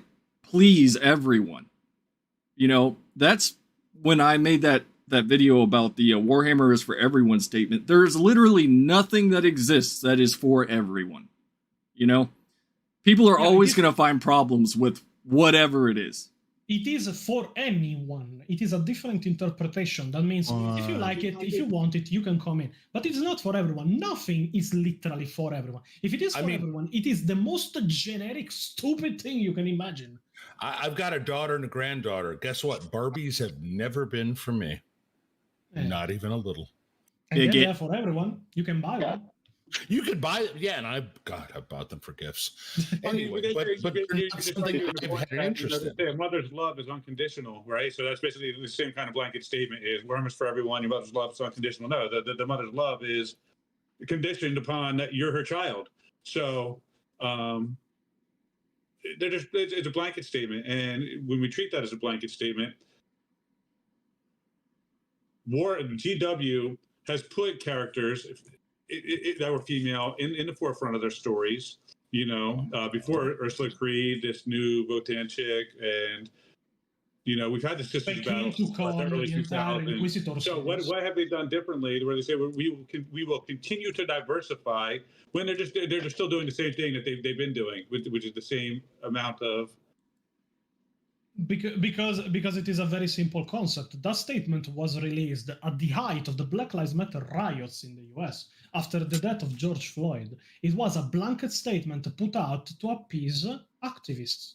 It was nothing they intended. It was something they put out just so nobody will just stare at them and tell them, do something, or are you racist? Are you racist? Say something. And they said something. And they said the wrong thing. Because they should have stayed out of it entirely. There is also to look at the concept, more like at the context of when the statement was made. And it was What made was that at the company height- that just had that? Somebody went after him about, damn it, I can't remember. it was a whole Twitter kerfuffle where they went after a company about a particular issue, and they said, "Look, we follow people because they do cool Warhammer." It was Joy Toy. Joy Toy did it. It was Joy Toy always about Joy it. Toy. They did a whole video on it, Uzi. Yeah. Yeah, because their Twitter account followed somebody that was guilty of wrongdoing, I think, from them, and they were like when they were called out for it on Twitter, they were like, "We don't care who people follow or what they do. We see Warhammer, we follow because it is good minis." That is the end of our reason. We make Warhammer. We had our head up our ass making Warhammer figures. How dare you see that? You know Wheezy made a freaking video on that. What the heck's wrong with you? I'm just kidding. No, I was like, holy shit, yeah. I was like, Oh, we talked about it last stream. Yeah, and so that blanket statement that everybody uses at the forefront, you see Games Workshop, Warhammer 40k is not inclusive. Warhammer 40k was always inclusive because nobody in it cares what you fuck as long as you are not a Slaneshi demon, what color your skin is, or what is in your pants. They don't care. Don't be a liability. Use a gun. It is all they want. Even in my video that if you guys want, you can watch on streaming. It is on my channel on YouTube. I explained that Warhammer 40k, for how it's built, has defeated completely racism and sexism. Because everybody is just another person that can use a gun if needed. You're a soldier or a woman that can put out more children. Who cares the color? Who cares the sexuality? Just go fucking work. Do fucking fight our wars. A badger. And in fact, in one of the most recent novels called The King of Pigs, that is a Warhammer horror novel where a planet, an hive city, and even the main character fall to Nargol worship, even without recognizing it. The main character is a gay married man that had adopted a daughter. Nobody complained about it. It is an underhive person working endless shift in a meat grinder, the real meat grinder. Like they really made meat to serve to the soldiers because the planet was in a war state. And his daughter died of illness. He and his partner were pretty cold with each other because after your daughter dies, how would you be normally? But he was a gay character and nobody cared for a simple fact. He is a gay character in the 40k universe. So it is not, oh, I'm gay, I'm very proud of being gay. He goes to rallies with the rainbow flag against those bad guys of the Imperial. No, I'm a gay character in 40k. Okay, I now need to go to work or I won't eat today. Bye. And in the end of the book, oh yeah, my husband came back from the battlefield wounded because we are losing the war. But I gave him to eat to a giant necrotic pig because now I worship Narco. That is literally the end of the novel. I was saying, hey, Badger, because there's a kind of an old joke in the military about being green. What color are you? We're all green. Yep. Dark green, light green, brother. Doesn't matter. We're all green. So that's what I always think about. In fact, that joke actually came up recently in our little group because it doesn't matter. At the end of the day, nobody gives a shit what color you are. Yeah, and this is one of the strongest points of 40k. It is not that nobody gives a shit about who you are in 40k. Outside of 40k, we don't want tokenization. That is very different than having inclusivity. If it is explained by lore that a character comes from a planet that is populated for majority by black people and is a black person, good, it is explained. Does he make it his entire personality? Because if it is just, oh yeah, on my planet we live in deserts and the sun is very, very powerful, so we are all black people. And now I work on this space station fighting the Tyranids because I come from there. Okay, good. Does it come up in the story again? If no, then good. That is the end of the explanation I need. But if it is, oh yeah, I'm a black person coming from a planet full of black people that are all minorities in the 40k universe, that are all oppressed by the white people of the Imperium, they're all oppressed from the chapters of white Marines that are in the galaxy, all of this while we see our culture of African warriors erased, all of the while all our accomplishments outside the planet. That is the point. I just take the book and burn it. Like, what the fuck why do I care about something like this in Warhammer 40k? The tagline of Warhammer 40k is literally, in the grim darkness of the far future, there is only war. When has a bullet or a las gun or a las rifle, a laser or whatever, ever discriminated white, black, gay, straight, man or woman? It's funny you should say that, because I always automatically feed into that. In the grim darkness of the 41st millennium, everybody's fucked. Pretty much. That's literally what I fill in on that line, because pretty I feel much like in the everybody's fucked. darkness of modern day Twitter. In the darkness of modern day Twitter, there is only activists, more probably. No, yeah, but I mean, we're activists on both sides of the argument. I mean, because I don't. No, you do. You say no, but like you're soapboxing, and this is Combat Wombat's thing, and I know he invited you on, but we've got maybe less than 5 minutes of conversation from Ouija Pillar, and He's just got in the shitstorm. That's all. It's like no. That is not really what I think. The definition of activist is that you push for something ideologically into something else. I don't push my ideology. For all you know, I don't have an ideology. I'm not left or right. I'm not for Trump or Biden. For all you know, I'm Italian. I am for pizza and for killing people that put pineapple on it. That's all my ideology is. I can get behind that point. Yeah. That is the point. Every single person that pushes for representation, for female Space Marines, for more black characters, where black characters are impossible to have, for having real world problems brought in it, discrimination, minorities, talks about being proud of being something or something else. It is not something that belongs in 40K. It is something pushed by people that see it as an ideological battleground to push their own political ideas onto something else where it doesn't belong. I don't gatekeep 40K for pushing my ideology in it. I gatekeep 40K for keeping all ideology out of it. If tomorrow somebody said, oh yeah, let's put Trump to be the emperor of mankind. No, because it is still a political way of enjoying the hobby. The emperor is not Trump. As the chaos gods are not Trump. Excuse me, I've seen the float. Yeah, that thing. That was pretty funny. No, that was funny. Little funny thing. That thing was presented in Italy, 2016 Carnival of Venezia. So it was an Italian creation. But as a matter of fact, the entire message is I don't want real life to contaminate my escapism. It is all I'm avoiding. Because I still have to see all of the times Orange Man bad, safe spaces, inclusivity, tokenism. I have to see people complain with one another about political ideology, called the Imperium fascist, called the Imperium Nazi, there was even a guy that called the tyrannies the Jews.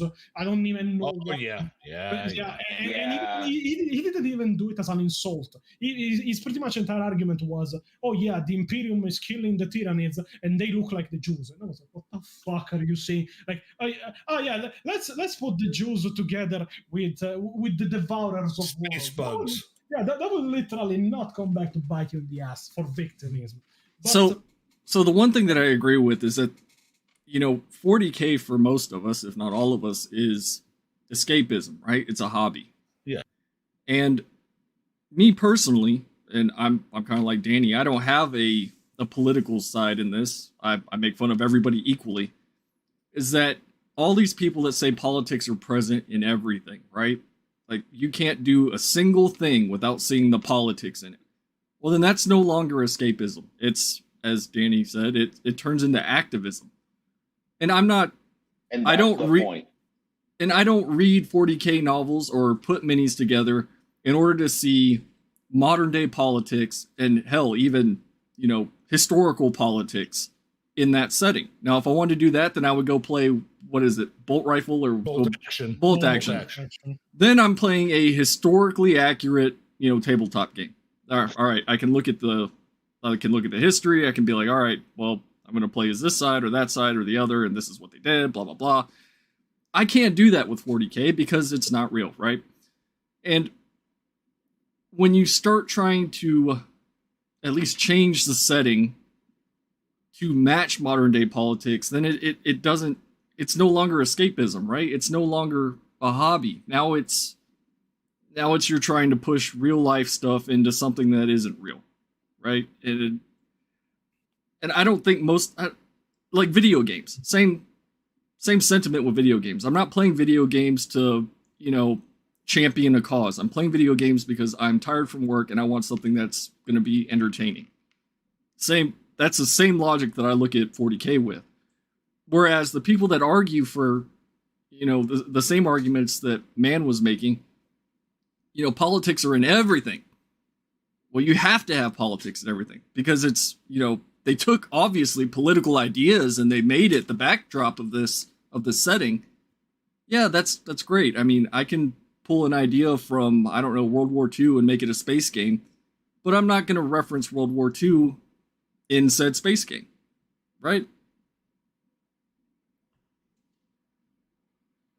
One of the examples I like to give to people comes exactly from my favorite book of Warhammer, that is Dante by Guy Haley. It is a book about the past, present, and future of the chapter master of the Blood Angels, Louis Dante. The point of that book is that Warhammer 40k is a very crude and unforgiving universe. The past, present, and future of Dante have all been grim. He was born on the ash wastes of Val Secundus. He always lived in poverty in the desert, in a small transport with his family. His mother died with his unborn brother when she tried to give him birth, and he was left alone with his own father that was still dying from cancer from the radiations of the planet.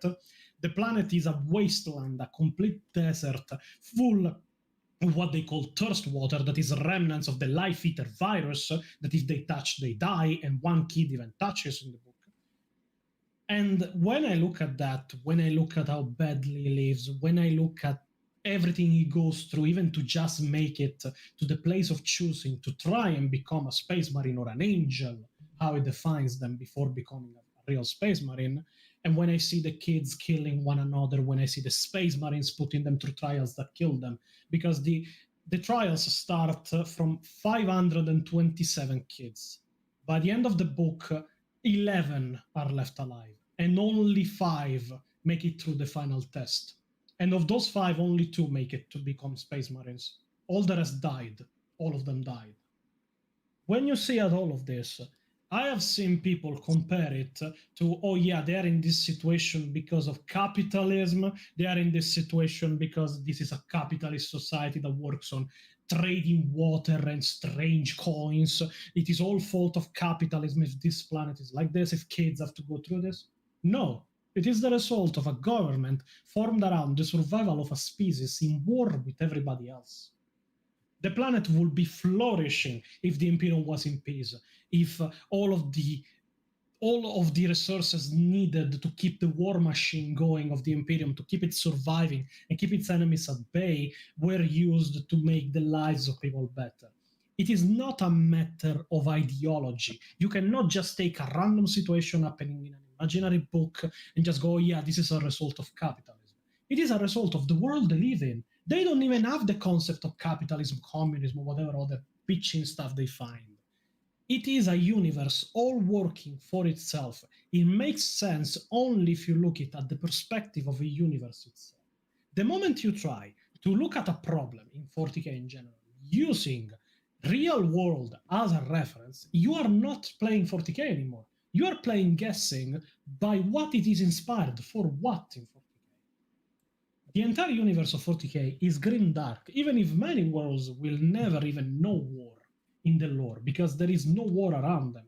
But if you go in with the mindset that you have to find every single political alignment, political message, political reference in everything, you go in not to enjoy the hobby. You go in just to be an activist. And you're not doing anything else. Like, oh yeah, 500 kids died to make 2 space marines in the end. Yeah, it is what happens in 40k. It is what they do. It is how things work. Only the best of the best makes it to space marines. And all of that happened because capitalism. You are not a fucking fan. 40k is not a vehicle for an ideology. And like that it should stay. The world has its own politics, its own views of what is good and bad, its own views on what it must be done or what must not be done. And from that, it is the rules they respect. When you ask, oh yeah, we should put in the Nazis' bed inside 40k. Who the fuck knows what Nazism is in 40k? They know dictatorship because there is plenty. Fascist, Nazism, in some ways, communist. There is tribal planets. There is hive cities that are regulated more like, I don't know, a fortress.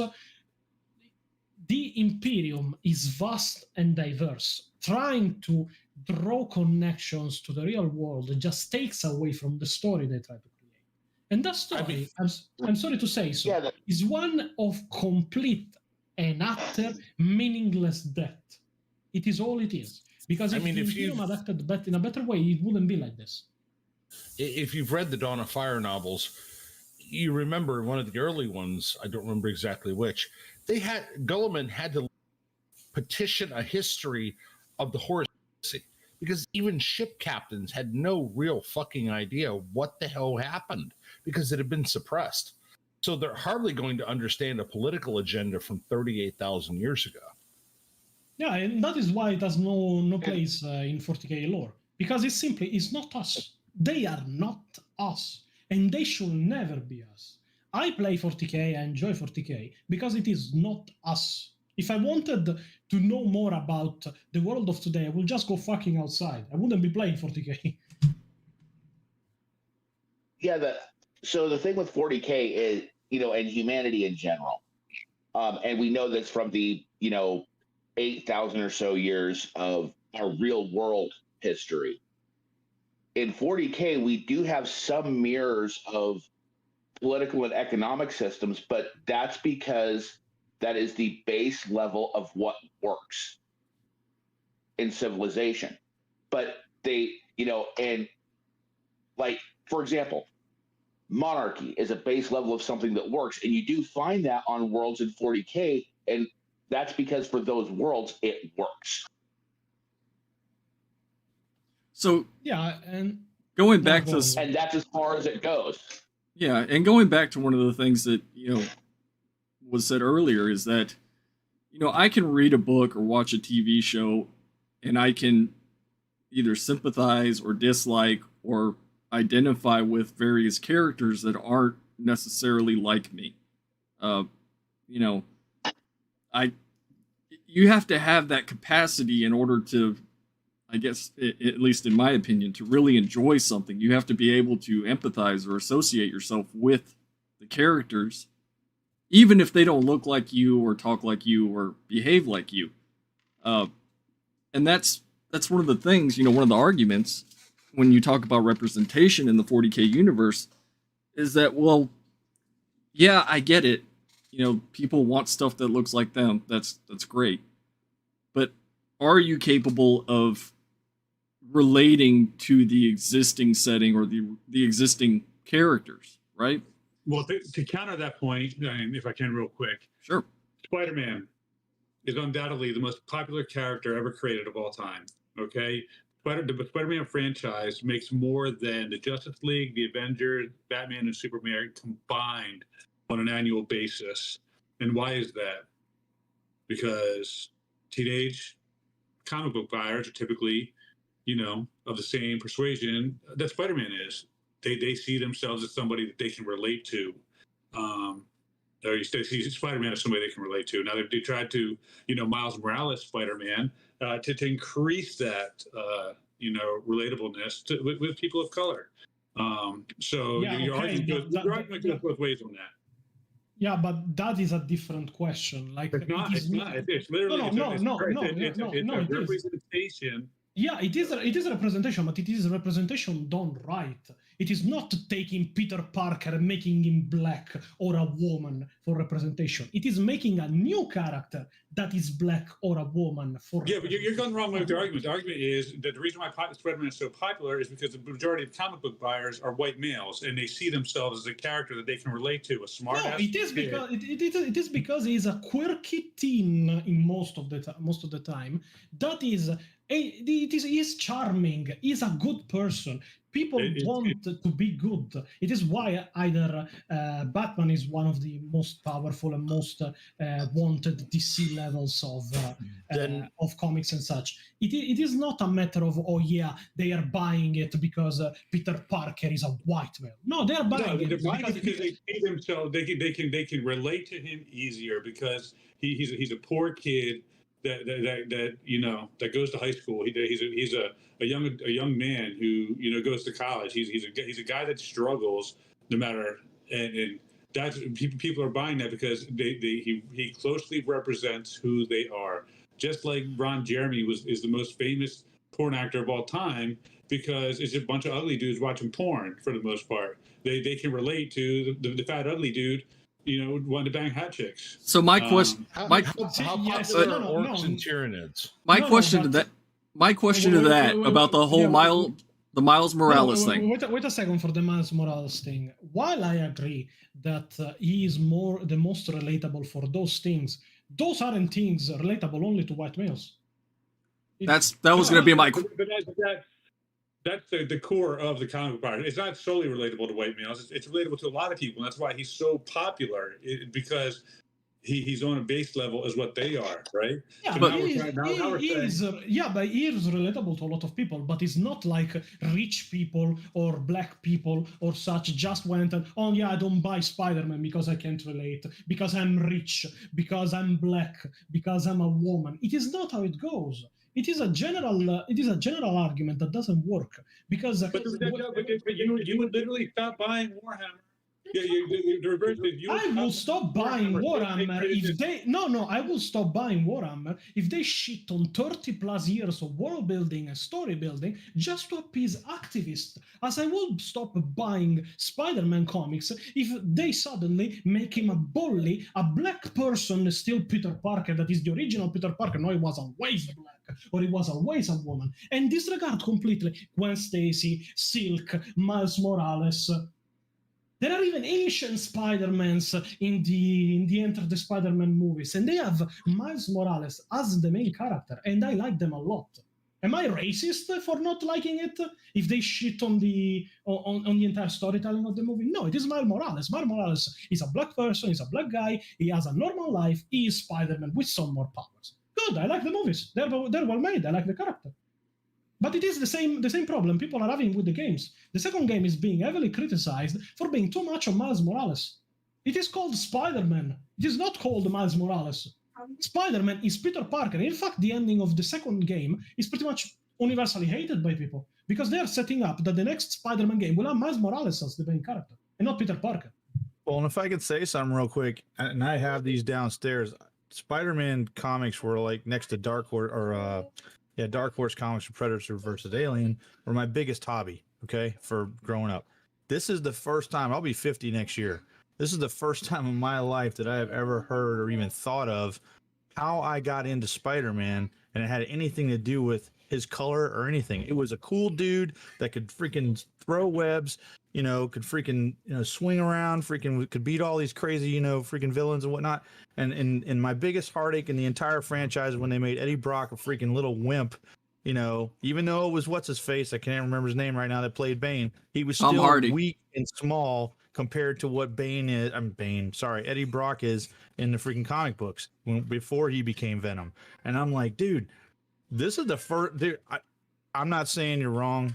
I agree, obviously, more with Danny, but I can't fathom that there's that many people out there, unless it's just this day and age, that are picking up a comic book and going, "That's me." I don't get it. That was going to be me away. That was going to be my point to that statement. Is what's God? I can't even think. When it comes to, you talk about representation with Miles Morales, how do we know that those are new consumers versus the people that already love the setting and already love Spider-Man because Miles Morales is a new character and they were already enjoying Spider-Man? I mean, what proof do we have that increased the fan base strictly because of that, and it's not just the core fan base that's just going, okay, I'm not arguing that. I'm saying Miles Morales, Spider-Man, the delineation of those two characters can be whatever it is. I'm not arguing that. I'm just saying that Spider-Man as a character is the most popular franchise in the world for all characters of anything. Hands down, you have to take the next 4 highest grossing product or characters, add them together, and they still don't equal the value that Spider-Man has in the billions. So my argument is the reason that that's a thing because people can relate to him on a base level. Every kid is in it. Yeah, the web slinging's cool and the witty quips are amazing, but they just see a normal person doing normal things. Now, why can't we accept that? We want to also be things that aren't normal, like have an 8-foot-tall woman in body armor battling giant immortal robots or cannibal truth or because you have to call those things out specifically. Yeah. Okay, Spider-Man in every other multiverse is Spider-Man or Spider-Gwen or something like that. One person has to be referred to specifically by their name. And why? Because that person is quote unquote different than the rest. That's on, and I'm not just kissing his ass here because I don't even know him, but I think he's straight on or on point here. And it goes also back to my point. Only an activist is looking for these things. Nobody is picking that up and going, okay, the identity piece. Again, Spider-Man 2099. I'm really dating myself here. Freaking nobody else dates you, so yeah, right. Canon event. Yeah, I lucked out, my wife, but yeah, I thought it was going to be a cool comic until I got to know the character. For what the guy's a jerk, right? And he's an adult. That was another thing. It just made no sense to me. The black suit, the black symbiote suit, that was the ultimate Spider-Man to me. Not his traditional red and blue suit. Had nothing to do with the skin color of the dude in the freaking, in the whatever unitard, whatever you want to call it. It just I think activists are looking for these things to bring out that have never been at the forefront of anybody's thought when they pick this cover up or this comic book up and go, man, that's awesome. Yeah, if we want to go even more deep in there, my favorite character ever created in the comic book industry is Carnage. Cassidy. The point of Carnage is that the owner of the symbiote of Carnage is a complete fucking psycho serial killer that was infected by the Carnage symbiote after it broke out Eddie Brock from jail and left behind a piece of itself that it came out to be a red symbiote that bonded with him in his own multiple blood. symbiotes later. Yeah, and I like him because of his style. I like him because of his design. I like him because of his powers. I like him because he's a very good villain and he kills people for a change, a thing other villains don't do. And would that mean I relate to him because I'm a psycho serial killer with a symbiote? No, Yep. I relate to him because I like him. I like his style. I can relate with bad guys if I like their style. It is not a problem of what they do if they are not real people. I don't think you can trust anybody that just comes out, oh yeah, I like serial killer, I like the Cray twins, okay? You like psychos that killed people in the 60s, but Carnage doesn't exist, so I don't have a real connection to the real world. It is a person killing people that don't exist. So I can like it without people drawing conclusions. But if I just go, yeah, I like Jack the Ripper, like as a person or as a serial killer, at that point the question comes clear. Well, and by that logic, I mean, not to make this about my comic career, but Grendel and freaking Spawn, another two of my diehard favorites. Grendel's probably my all-time favorite. Spawn's black, and freaking Grendel is all kinds, male, female, every color you can imagine. Salamander, he's burnt. What's that? It's Spawn the salamander. He's got short skin. Oh no, that is the suit. It's not the real person. But right. The most important part is the problem with female Space Marines and trying to introduce them not as models, because if you want to kit bash your models, if Games Workshop doesn't want to let you play if you use pieces that are not original from Games Workshop, take it out with them, not with the community at large. But when you go and look at, oh yeah, why can't we have female Space Marines? Why can't we change the rules and the lore to be more inclusive? Simple, because it is not how the lore is written. It is not something left hypothetical. The lore has been like this for 30 plus years. It is older than me. It has always been like this from when I lived. So going back and just saying, oh yeah, change it. It means going back, pretty much taking a house, place some C4 on the foundation, see what happens. Like, just go, there are rules, you cannot go and change on a whim just for fun in worlds. Or we will have, oh yeah, why can't we have a Toyota Corolla driving on the gate of Mordor to take the fellowship to Mordor? There are cars in the Lord of the Rings. Or we take, I don't know, a play of Hamlet. Okay, let's put a 44 revolver in Hamlet. Things will go very differently, wouldn't they? It is a matter of respecting the source material and how things were written. If female space marines were always part of the lore, nobody would have had a problem with it, because they were always a thing. You are not changing anything. You are pretty much breaking through a gate that is already open. But it is not like this. It has not been made like this. It is something you must accept. It is not something you can just bitch until it changes. Because then there will be people like me that are born from other people bitching because I came out from the woods, I made Heresyposting. I started being a gatekeeper because I was tired of people trying to push politics into 40K. And when I called them out, getting banned from groups. And then I said, oh yeah, I'll do my own thing then. And look at me now. I'm one of the most infamous names in the 40K community, with people hating me all around the globe. And still I'm here saying, fuck you all. 40K is more important than you, even for me. Like, I wouldn't give a single flying fuck if you made your own universe, as long as you give 40K alone. And even then, oh yeah, why can't we have female space marines when, like, if somebody made super-powered warmen, what would be your reaction? Somebody already did. Fabius Bile, even citing it on the books of the War of the Spider, made a new kind of human. He calls them new men. And they are made using even extracts from the gene seed, but not gene seed itself. They are more a study of the DNA of the gene seed. And they are used to make more powerful humans, men and women. They are not marine level. In fact, he says that it could take 4 or 5 of them to bring down a marine if they find him alone and take him by surprise. So it is almost impossible. I was going to say, in the books, Fabius actually made them to kill space marines. And the matriarch or whatever, the female leader actually has a necklace of space marine teeth around her neck. But they, even in those books, that these are supposed to be the perfect human, they're still unnerving. There's still something weird about them. They're not perfect, Yeah, maybe they are unnerving because they are described as perfect, but by 40K standards, they are not seen as perfect because the human is an imperfect being. But point is, there are superpowered women in 40K. There are other kinds of mutants in this case, because even space marines are mutants in 40K that are women and are fertile, like the new men. If you don't want the woman of the new man, then go to the Sisters of Battle. Don't want the Sisters of Battle, go to the Sisters of Silence. Don't want the Sisters of Silence, go to the Imperial Guard. In 40K, there is a balance that must always respected. Calidus Assassin.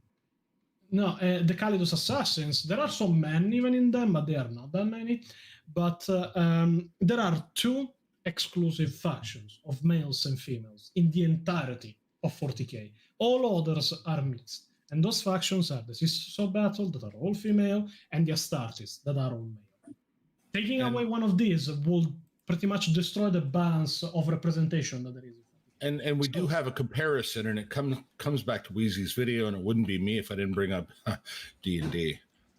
We've seen what happened to that. Another 40 plus. I have played D&D since the 70s. Okay, since I was 7 years old. I have watched it degrade, and primarily because people have insisted on inserting politics. They're like, there's not enough powerful female representation. Okay, what about the 7 sisters? What? Yeah, you've never heard of them, have you? Yeah, one of the people, as I said at the beginning of the streaming, one of the people advocating for female space marines on Twitter recently, Shay, I remember right, didn't actually know that Horus had a second name, Horus Lupercal. And this is a level I cannot accept. Like, this is literally, it is why I always say to people, before advocating for changes on something, you should learn 100% of that. Are you familiar with There was a radio commentator back in the 1930s, Will Rogers, in the United States, and he used to have a saying: "Don't ever tear down a fence till you know why it was put up in the first place." Yes, And that's literally where we're at. D&D. I have watched that a hobby that I've had. I hate to even think, going on 50 years, kind of tear itself to shreds. Yeah, and it was tear to shreds, not for specific political parties of left or right, but because the creators of D&D, or well, the managers now of D&D, because none of the original creators are. Oh yeah, tried to appease everybody. Everything is inclusive. Everybody. You think the orcs are black people? You think they are a humorous way to describe black people in the setting? Oh, okay. So now there is no more bad races in the entirety of D&D. All races. Remember, one of the senior guys told us though that we weren't wanted anymore. Just came out and said it. You're not wanted. Okay. Yeah, but what I was trying to say, the orcs of D&D are black people. So okay, you see it as black people. Okay, now we will change it. There is no more bad races in the entirety of the D&D universe. Every single race could have good and bad people, no matter what it is. Okay, good change, but the problem is that the orcs in question were described as tribalist warmongering, like the orcs of Warhammer 40k. Then after that it came, there is slavery in the settings. This is upsetting some people of color in the settings. So from now there is no more slavery, and they remove slavery from it. And there's no more fights between dwarves and elves. Can't have that either. Yeah. There is races between dwarves and elves, and this is an ableist thing because the dwarves, there are people that exist with that condition in real life. Oh yeah, they are not racist with one another anymore.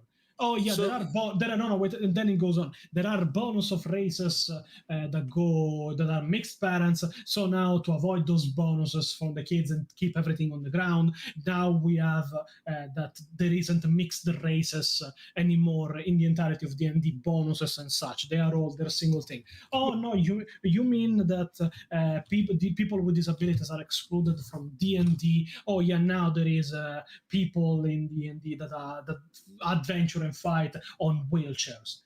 And all I see in all this time, they're removing bad races, bad people, they're removing references to slavery, they're removing references to any kind of ableism, they're removing references. You look at it from the other side, oh my god, they're making it so that everybody feels included. Then you look at the game, and it is the most generic bullshit level shit you can imagine. The world was made so much to be generic and not represent everybody at the same time, representing no fucking body, that it is literally a world in no need for heroes. It literally, I described it once as if you took American white bread, put American cheese on it, and said, here's your sandwich. Now, if you're hungry, that's okay. But after a while, that shit's pretty boring. And that's D&D. That's why I've walked away after 47 years. I think it is a bit of a bad comparison in this case, because the problem with D&D now, it isn't that it is inclusive. It is that for making it inclusive, they have completely destroyed the world building of it. Now there isn't anything that is interesting about it. Everything is so generic, is so normal that what are people even on the internet? I remember seeing a tweet. I have even the screenshot somewhere, but I should find it. And there was like a new tweet of the owners of D&D going like, "Oh yeah, we have removed this to be more accommodating to people with disabilities. Now we have this class. Now we have people with disabilities in the story." And there was a guy that commented, "Do you realize that by making or trying to make your entire world appeal to everybody, not only have you made it appealing to nobody, but you have made it so generic and unclear how the world is that you have completely removed the need for heroic acts inside the universe. There is no slavery." Then that means we haven't tried real inclusivity yet. I mean, basically, your argument is like when they try to make something inclusive, they give it 100% of the attention when it should receive a portion of the attention. And when you, I guess, prioritize inclusivity of a specific person or thing and you start alienating the existing base, that's what the problem is. But they didn't alienate it because they made those changes, but because they made those changes regardless that the game entirely, it is literally a make your own story. But that works two ways. You have to give a world or at least some base storylines to work with. One of my favorite tabletop adventure games to play, and I'm even preparing a campaign for it, is Cyberpunk Red. Cyberpunk Red, that is coming out now in the new edition after Cyberpunk 2077 became a success, has some of the most heinous shit you can read in their books. Slavery, trafficking of humans, sex trafficking of humans, cannibalism, crimes of all kind against people of any kind. It is a world that needs order. It is a world that needs heroes, or even worst villains to leave an impact. When you go and watch what D&D has become, it has become so fucking generic that even going, oh yeah, this dungeon is not wheelchair accessible, that makes you the big bad of the story because there is nothing else literally that you can fight against. Slavery, there is none. Bad guys, there is none. Racial issues, there is none. Criminals, there is none. What the fuck do you do in D&D now? Well, it's like one of the things is like, well, half orcs. Now, we all knew way back in the day, I think first edition is when they first came out, why there were half orcs. Nobody was under any impression of why there would be why human women would give birth to an orc baby. Well, I mean, there is always the case that a man fucked an orc woman, but that would be me normally, but yeah. But even that had its own explanation of probably why not. It was basically a forced intercourse. I don't want to, trigger any fucking words on YouTube here, but a forced intercourse situation. End of discussion. Something that has been known and accepted in history for as long as there's been history. And while nobody reveled in it, it was an accepted thing because that's why they were extremely rare too. Then suddenly it was like, well, everybody is happy and joyful, and we're going to have this half-orc, lawful good, happy, joy paladin. And people are like, what the fuck is what? And then they came out with it, well, if you want to be a dwarf, but you want to be a high dexterity dwarf, well, you just go be what you want to be, Buttercup. Even if it doesn't make a lick of fucking sense. Yeah, but you could do that if you made up your own canon in your own story, because D&D, as every single one, is a build your own canon. The problem that arises is when you start disregarding the rules of a world, when you start changing the rules of a world. Okay, let's put as an hypothetical, 11th edition. Now there is a female space marines that fight together with male space marines. They're called brothers or whatever the fuck they can come up with. Now there is those. Okay, what is next? Trans space marines. There will have to be something. There will have to be something next. Yeah, there will have to be something. Okay, female space marines. Okay, now next book we need a space marine trans woman of color. And I will be like, we need a wheelchair space marine. No, I will be like, doesn't that make it aligned with Slanesh, as Slanesh is for bodily mutilation, self-appeasement? Oh, wait, that means Slanesh is transphobic. Okay, Slanesh doesn't exist anymore. Why couldn't it be a Tzeentch, where you got the Lord of Change, who's in a constant flux. But it would still be it would be a Chaos Marine. Yeah, it will still be a Chaos Marine. Lord of Change, that's not what he does, man. That's not how that works. Yeah, the Lord of Change, doesn't focus on gender or sex. If you go for bodily mutilation, self-appeasement and such, as many people I've seen like this they go for Slanesh. But that means Slanesh is transphobic. Then will be the push to change or remove Slanesh. Okay, Slanesh is removed. You're tying sexual gratification to appearance of a character, and I'm not talking of appearance. The entirety of the Slaneshi Marines, they love pain, they love self-mutilation, they love to kill others by making them suffer as much as possible. It's not necessarily sexual either. It's whatever pleasure you have. If you are a male to female space marines or such, if you are a female to male, that means you will modify your body in the 40k universe universe, using technology and surgeries accordingly to make that your own gender, your own sex, or whatever you want. That aligns you with Slanesh. That is self-mutilation for self-gratification of seeing your body for what you are.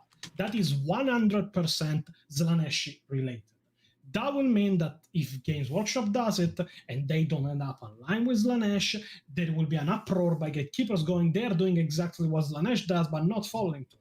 And at that point, one side will live because they are not doing what Games Workshop and 40k are about, so making what aligns with a Chaos God fall to that Chaos God, or if they do make them fall to a Chaos God, then there will be people calling out Games Workshop as transphobic and Slanesh as transphobic, and at that point Games Workshop might remove Slanesh from the lore, or change it. And that point, then from there, we have, oh yeah, now there is the Blood God that is a problem, because it relates to the fact that if a person might be violent sometime, they are a monster, and then they remove that. And then on that the Imperium is not inclusive enough, and then you see Chogorians, people of color, then you see I don't know, you go to the Salamanders, you see an albino salamander, you go to the Celestial Alliance, you won't see any change because they never include white people for inclusivity. But anyway, you're equating. You're saying that the only people who get, who change their sex are seeking self gratification. What if it's it's not for gratification. That they it's not for gratification. It is still self. Okay, it is still self mutilation. It is what Slanesh is about. No other god is about self mutilation. Only Slanesh. Have you seen a Chaos Marine of Slanesh? Have you seen how they look? They aren't cute to look at. They cut arms off. They cut parts of their bodies off. They cut their faces off in some cases. They implant themselves with all kinds of technology, but to become noise marines or to have more gratification. It is all a matter of what you do in certain aspects of Games Workshop. But that is not the point I'm trying to make. The point I'm trying to make is that it is a slippery slope. It has been with Star Wars. It has been with Doctor Who. It has been with Star Trek. It has been with D&D, as we have explained before, where it's that, oh yeah, I see the orcs as the black people, and you are making them all bad, so you are racist. Okay, let's remove that part of the lore. Oh yeah, I now see that the dwarves and the elves are racist with one another. That is ableist. Okay, let's remove that. Oh, you're saying the kids from mixed parents are more powerful than kids from same parents. Okay, let's remove that. Oh, you mean there are bad people in the settings? Okay, let's remove that. Oh, you mean there is slavery in the setting? Oh, yeah, let's remove that. It is not a thing that ends. It is just the beginning. And that is what kills entire hobbies. It is why CD, that is a player of D&D from 47 years, left it. This is why I never got into it in the first place. Because it got sanitized to the point to be just generic adventure game. Without adventure, because there is nothing to adventure against. There is a correlation between the people that are pushing for female space marines, among other things. There is a massive correlation between those people and championing a cause. You can't say that there isn't. It's just fact. Yeah, there is a big correlation, but within the ideology they correspond to. So what I'm trying to say is, if you believe it is a change for inclusivity, I'm sorry to say so, but it is just wrong. It is just the first of the changes for inclusivity. What comes next will completely annihilate the hobby. This is just getting the foot into the door. What comes after is, oh yeah, why there can't be black space marines in the Blood Angels, even if there is a genetic mutation of the genes that says that they take the color of the skin of their own Primarch that is pale white. Okay, let's change that. Oh yeah, why are you saying that there can be black people in the White Scars? Are you racist? Let's put black people in the White Scars. Okay, let's make every single chapter generic as fuck. Let's remove what makes them unique just to appease everybody. After that, oh yeah, you're meaning to say there are bad people in the hobby? You're meaning to say there are bad guys in this universe? Are you a racist of some kind? Are you a Nazi of some kind? Are you trying to say that disabled people into dreadnoughts that are become evil are an anomaly for disabled people being evil, like the idiot that directed the recent special of Doctor Who said that they associate disability with evil for some kind? But anyway, it is how it goes. It is not a thing that ends. It is changes that deny the rules the world is built around. And if you deny those rules, you don't have a world to play with. D&D is the proof of that. Like, oh yeah, let's start changing things. Okay, the orcs are no more evil. but they are tribalistic monsters that kill people and have non-consensual sex with people for fun. They eat babies in the first iterations of D&D. They are bad people. Because some people saw correlation between black people and orcs, they changed it. And it was the first change. They came the second, they came the third, they came the fourth, they came the fifth, and now D&D is dying. Because they destroyed the own rules that make the world what it is. Then why the fuck call it Warhammer 40k? Why can't I call it Star Wars? And even just, I'm sorry. No, make every single Space Marine a Jedi. Yeah, this is Warhammer 40k. And even rules aside, D&D, one of the stupid decisions they made, for example, is for D&D Beyond, for those that are familiar with it. In other words, if I bought all the books, which for 5th edition I did, and yeah, go ahead and beat me up in the chat, don't care. But I can share that out with, I believe, up to 16 people. Now just think about that. That means I can make 16 other people play D&D at no cost whatsoever. Now, that's a pretty stupid business decision. Can you picture Games Workshop ever doing that? No, not even remotely. But that's a decision they made because people were like, the books are too expensive. I can't play. So they allowed the whales, and I'll call myself that for D&D, be able to fund. But now I'm gone.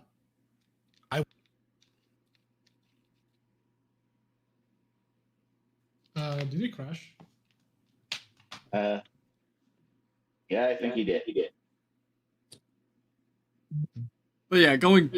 His point makes sense. It's, you know, the whole slippery slope fallacy or argument. It's they're arguing for one thing now, and you know, honestly, I'm not one of those people that's gonna kick and scream if GW turned around and said, "Hey, we're gonna do this tomorrow." I'm one of those people that's gonna be like, "All right, it is what it is." Am I gonna, you know, burn all my minis and everything like you see some people do? No. I'm not gonna do that. It's, you know, Badger, you couldn't. That bonfire would be seen from the moon. If you burned your minis. Dude, I wish you. Someday he's going to do a video, and I'm going to insist we stream it on the show. Oh my god! But you know, it's change. I've always said this, that changing something for the sake of changing it just to appease other people just doesn't work. And you know, especially if those people aren't spending the money. Well, that and they never are. We have seen that they never are. And I'm not gonna. Is that the catch-22 though? Is like they're not spending the money because they don't feel like that they're seen.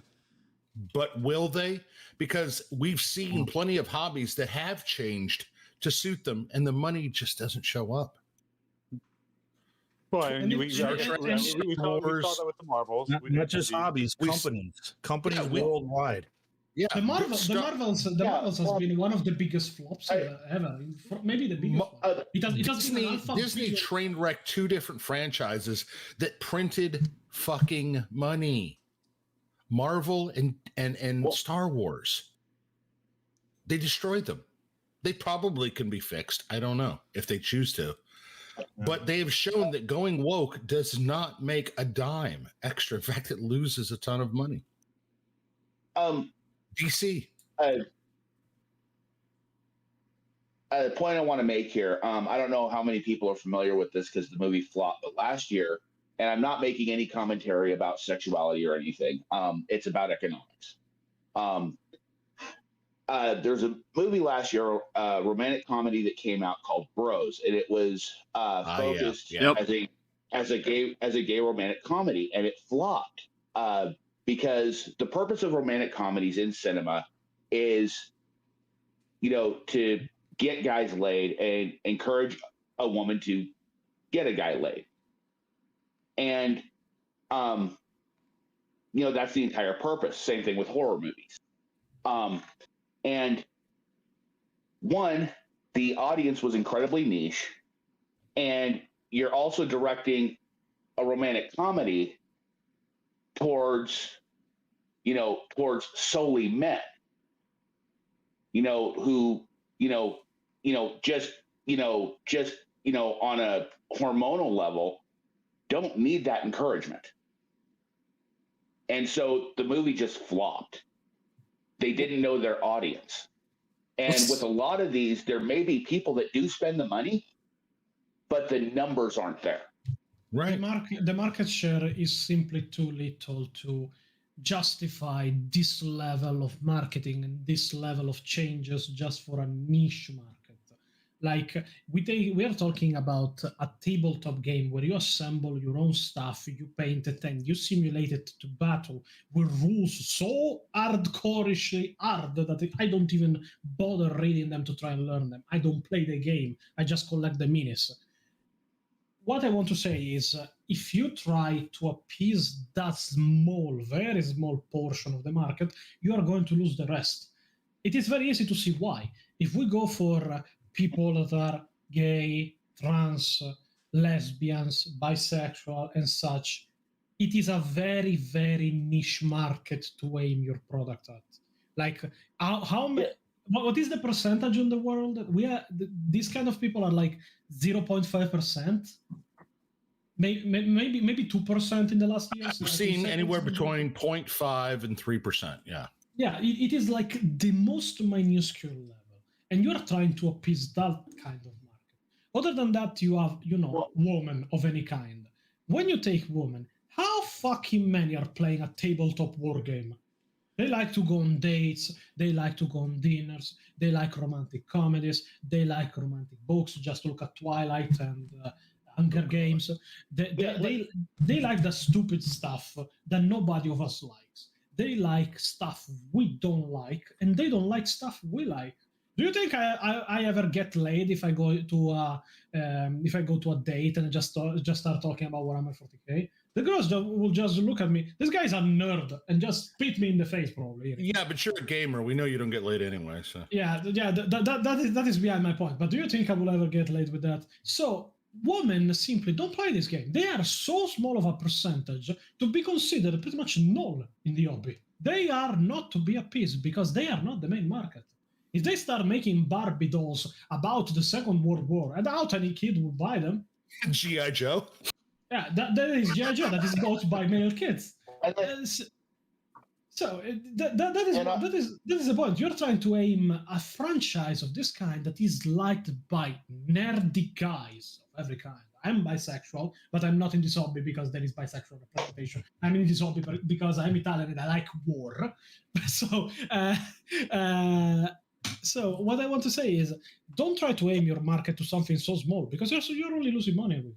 And it is why we are trying to stop this change from happening, because we love 40k, we like 40k, we want 40k to prosper and go forward. We want new minis, we want new novels. I want new posters for my room because I have giant posters that nobody else has that are official 40k merch. Like, how many of you know that the run of Warhammer 40k Conquest, that is a magazine run that was here in Italy like 4 or 5 years ago, and in England there is even the sequel that is Imperial. The first only the ones given to the specialized stores.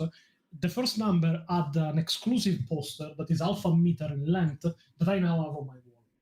Yep. That nobody, probably like 100 other people in Italy have in total. I want this hobby to survive. I'm not gatekeeping it to kill it. I am stopping other people from killing it by changing it. Because I love this hobby. That brings up a beautiful example, and we've all seen it online. You're gatekeeping this hobby. You don't spend any money, and you want to destroy it. That might be the dumbest argument I've ever seen. Well, we would. Yes, you're right. I've spent thousands of dollars in the last year to destroy a hobby. Do not quote how much money we spend, because somebody's wife probably listening. Well, my wife's unfortunately already stumbled onto that fact, and I mean, if you're talking, she's cut me off from the bank account. So no, wait a second. If you're talking about thousands of dollars, you're talking probably 3 kids with Games Workshop. But go on. Oh, I'm just talking about in the last year. For me, I came back. I played second edition when I was in the army. How many Custodes is that? 4, 5? Okay. Yeah, exactly. But the whole point being is, dude, your wife ever? Well, no. The big thing about Badger is his wife ever finds out that he didn't actually pay what he said he paid for a lot of it. Yeah. My biggest fear is when I die, my wife will sell mine 40k minis for what I told her. Yeah. So, I've been sucking up to his wife so that if he kicks off, I can raid his fucking supply. But yeah, and they're like, well, you're only into this because you're into the memes. You don't spend any money, or if you do, you just want to destroy the hobby. I'm like, that doesn't even make sense. Well- but then you get the people like we've already discussed that you mean his name isn't Horus Heresy? It's like, what the fuck? You call us the fucking people trying to destroy a hobby that we don't invest in? Here's the Yes, thing: Are is you that kidding me? we would all be lying to ourselves if we didn't say that 40K is already a niche, hobby. Oh, right? yeah. Agreed. It is a Now- niche hobby that costs a lot, and it is more Right. for Oh, God. rich people. It's a niche, and the fans are rabid, right? So, I think as we move forward, and we're going into Henry Cavill's Amazon I was 40K just show, going to bring that up, and I have my own concerns about that. So yeah, you're gonna Look at open the stocks. Look at the stock. you're gonna Yeah, open It- this it- hobby it- up. It will end in only two ways.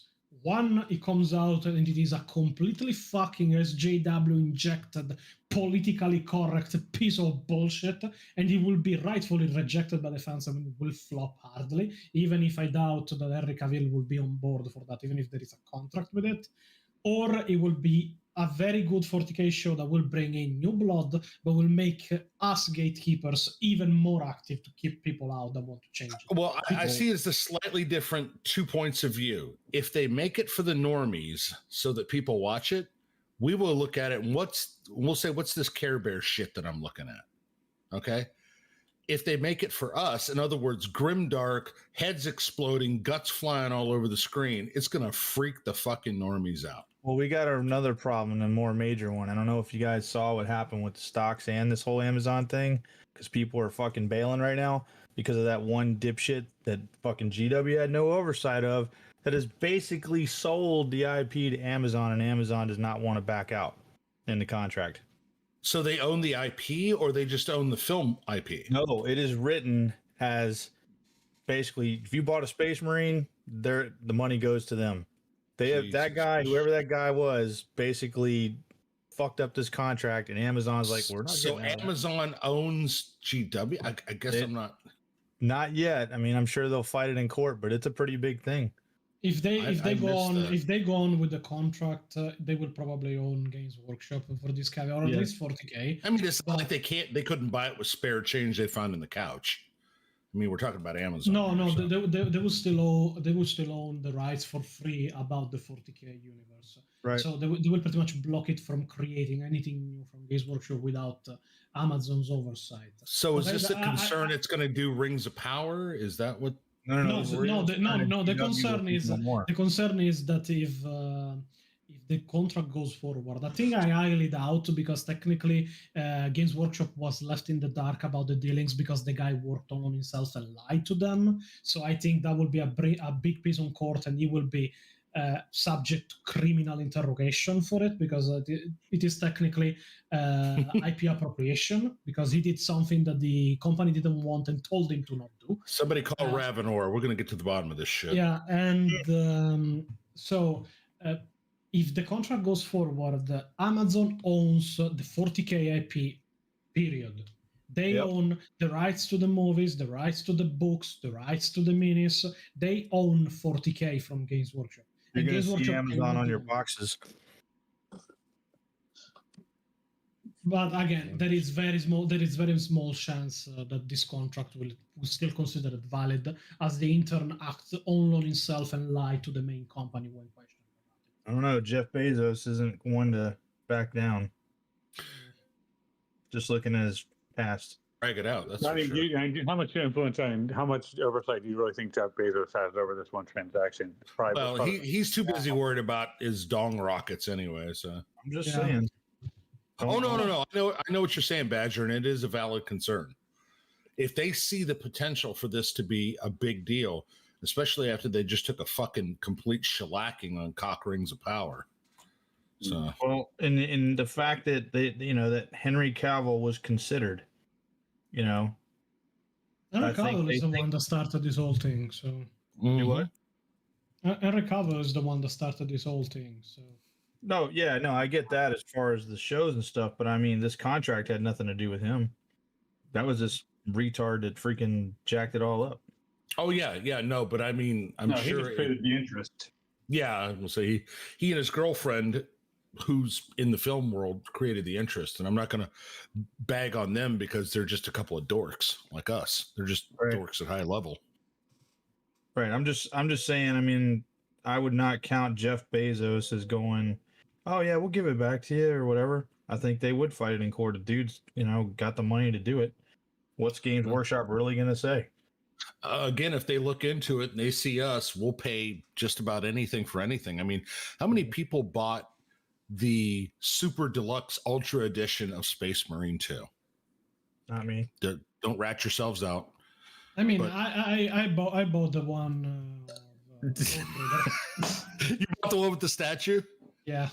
Yeah. Okay. See, there we go. Yeah. So we I want multiply him by how many fucking people out there? No, but I'm a very specific case because removing that I had the money to throw on it, pretty much it was my Christmas gift money, and I even pre-ordered. In fact, my name is in the game. Danny Fortuna, the Gatekeeper, is not a meme. My name is for real in the game, in the special tanks section. And Are in you the talking Shrine of about Remembrance. Rogue Trader, or are you talking about? No, Rogue Trader. Oh yeah. Well, yeah, I dropped $90 on Rogue Trader myself, so I can't. So No, I, can't say I shit. spent 300. You went the full fucking 350 Yeah. or whatever it was. Yeah. 300. Well, me it was like 256 euros, but yeah, it was like the Yeah, $300 and one. my name's in there. So you go to the Shrine of Remembrance. I go there every time I log into the game just to go, yeah, bitches, eat it. No, I'm also It's I'm also in the special tank section. Tank Oh, has excellent, excellent. Danny Fortuna, the Gatekeeper.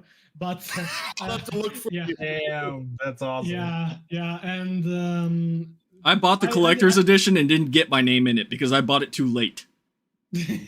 yeah, but what I want to say is I'm a very specific case because I like rogue traders. Rogue traders are my favorite faction in 40k. I love the freedom they have. I love what they can do. I love how they are structured. They have almost no rules, especially when it comes to crimes to the Imperium. They can even be pirates if they want. Oh, and they Wheezy? can do it with no problem.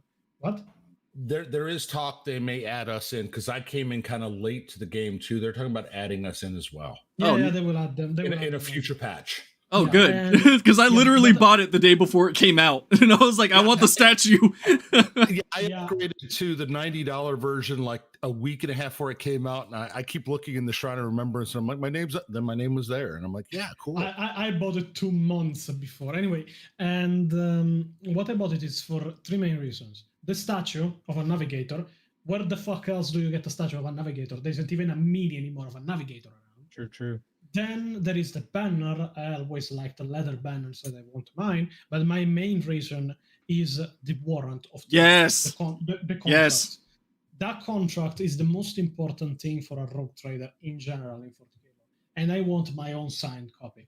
And they are taking it to me, in fact. I will get it now in January. And it is the only reason I bought it. I will never buy the collector edition for Space Marine 2 because I don't care enough about Ultramarines to have their stuff. They don't have stuff that interests me, so I don't want to buy it. So But there will be a lot of other people that buy it. I have a confession. Space Marine, the original Space Marine game, was my introduction to 40k before I even got into 40k. Legit. I bought that game while I was still reading Warhammer Fantasy. I didn't know shit about 40k when I got that game. And I played that thing nonstop and it got me hooked. So it was perfect that they killed Warhammer Fantasy because I was like, all right, I'm going into Space Marines now. Yeah. Well, anyway, I think I will have to go now, guys, because it's almost my 1 a.m. It was good talking to you guys, and meet well, if you want to redo it some other time, just let me know in advance. Have a good night and good debate, guys. Bye. Have a good Thanks, one. Danny. Oh, later. Yeah, I was about to say I need just to saying get going goodbye, Will. too. Yeah, I probably should as well. But yeah, Yeah, we're the going point I on was 3 trying to hours make. here. The point I was trying to make is losing us is not the best thing they could do for the hobby. Well, I mean, So- that goes for Yeah, any you- hobby. you- You know, you you have- don't want to alienate your Right. core fan base. You have to. And I agree you with have that. to balance. That's why I'm not like my point wasn't to change the lore, change canon, but to provide the components to make it possible as a hobbyist from a company who says that they promote inclusivity. You know, you can still provide the pieces without saying, okay, well, this is, we're going to write this in. They can do it. Yeah. Well, that might be kind of you're- why they're looking the other way on the 3D printing stuff, though. Mhm. I mean, not that they have a choice anymore after the lawsuit, but and that's the thing with any fandom or anything is you have to take a risk assessment approach to this. Okay, we're making a change to this. You have to take in the worst case scenario for, potential current fans alienated and new fans you'll attract. You have to assume the maximum of existing fans alienated and the minimum of new fans attracted and figure out if that's worth it. And it seems like nobody's been doing that. Well, they not only have they not been doing that, but they've been like when you want to quote the Star Wars and you want to quote the Marvel failures, that the problem is you gave 100% of your visibility to characters that people don't care about, right? So we got Captain Marvel shoved down our throat, you got Miss Marvel shoved down our throat, and you lost visibility on the storylines that mattered. I think what they do to the Punisher, I think they canceled the Punisher, but they killed him in some ridiculous way first. Then you look at Star Wars. You have this Rey character who everybody thought she was going to be the love child of Obi-Wan Kenobi, and Snoke was going to be a Force vampire, and they shot all their own storylines, and you created the Alpha and Omega in Rey, who never had to struggle for anything. She just gets to, get angry to fight, but not, have any of the consequences that come along with that. And, she never had to struggle. She gets this, what they call the Mary Sue treatment. Yeah, the Mary Sue treatment. That's where I was looking for, where she just gets to exist for the sake of existing, where, we all know Star Wars. It's similar. It's not grim dark, but it's a world of struggle. It's a galaxy of struggles, right? Nobody just walks into anything. You have harsh climate conditions. You have harsh relationships between people and species. Stormtroopers that can't hit anything. And when you create a Mary Sue in Marvel or in Star Wars or any canon, and you give that 100% visibility, and you start. Star Wars is never about the Skywalkers. That was just what we entered as. No. The Star Wars was the Skywalker saga, and it continues to be for hundreds of millions of fans. Go ahead. There's only one franchise where I've seen a Mary Sue work, but that was because of the reason why it was implemented, and that's in Dragon Ball Z. There's a character called Uriel who's a little girl who just beats the hell out of everybody, regardless of their power level, and that's what she is. She's clowning on the people who take power scaling and whatnot in Dragon Ball way too seriously and not viewing it as this is just a fun fighting manga and anime. That's the only time I've seen that work. Well, what's that character? And I'm not much into anime, but the bald guy, the bald anime character. Oh yeah, he's the One Punch Man. Yeah. Literally, it's a giant fucking joke, isn't it? In fact, the character is literally a joke. It's a clown on shonen manga and anime. Yeah, but I mean, isn't it like also a clown on these like super strong superheroes that they just keep amping up their power levels even in comic books and stuff like that. Exactly. It's like, so that's exactly it. Yeah, and that world is self-aware. Some of the Western world stuff, not so much. Yeah, no, and that's one thing about franchises like One Punch Man and to a degree Dragon Ball is they are self-aware that they are silly. The fans may not take it as such, and they kind of clown on the fans for doing that to a degree. So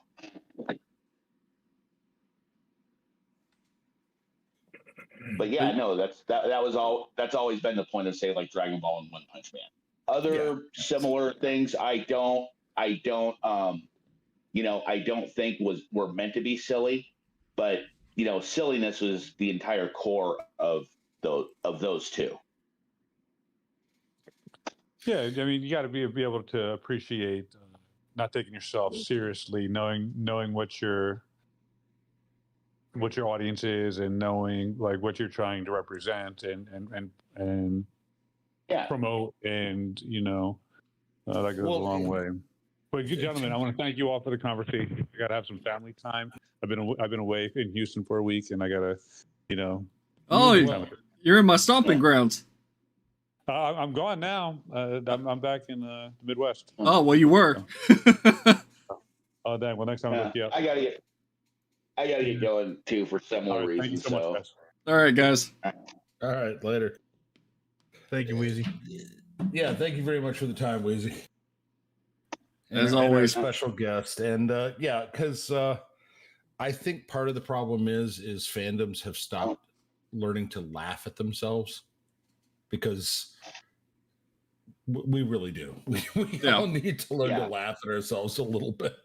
Well, it's when I started actually digging into Warhammer 40K, just my personality, I just sat there and looked at it, and what kept me digging was, this is a grimdark Saturday morning cartoon turned up to 11. I love it. Well, and that's just it. It's like every time you see these things, Star Trek could beat 40K. Dude, first of all, go find a girl or a boy or whatever it is you want to mate with in life, and all of this will cease to be quite so important to you. Second of all, we know, it's like when they try to throw the political thing, and it's like, dude, okay, we get that it's all taken from modern culture, but that doesn't mean it embraces, just like the thing about, the Krieg are mid-20th century Germans. They're not. Yes, they are. They're not. They're not. No, they just latch onto the name and think they are. It's just, there's so many different things, and this group is this, and it's like, calm down. It's a game. It's toy soldiers. Okay, we're just following in the footsteps of our predecessors. I mean, one of my favorite pictures is H.G. Wells crawling around on the floor, pushing toy soldiers in Napoleonic battles. Is it Peter Cushing? There's another one. Peter Cushing. Playing toy soldiers. Okay. Yeah, he was playing the game that Wells invented. Right. Or modern day, and Badger could back me up, sand table exercises are toy soldiers, just turned up to reality.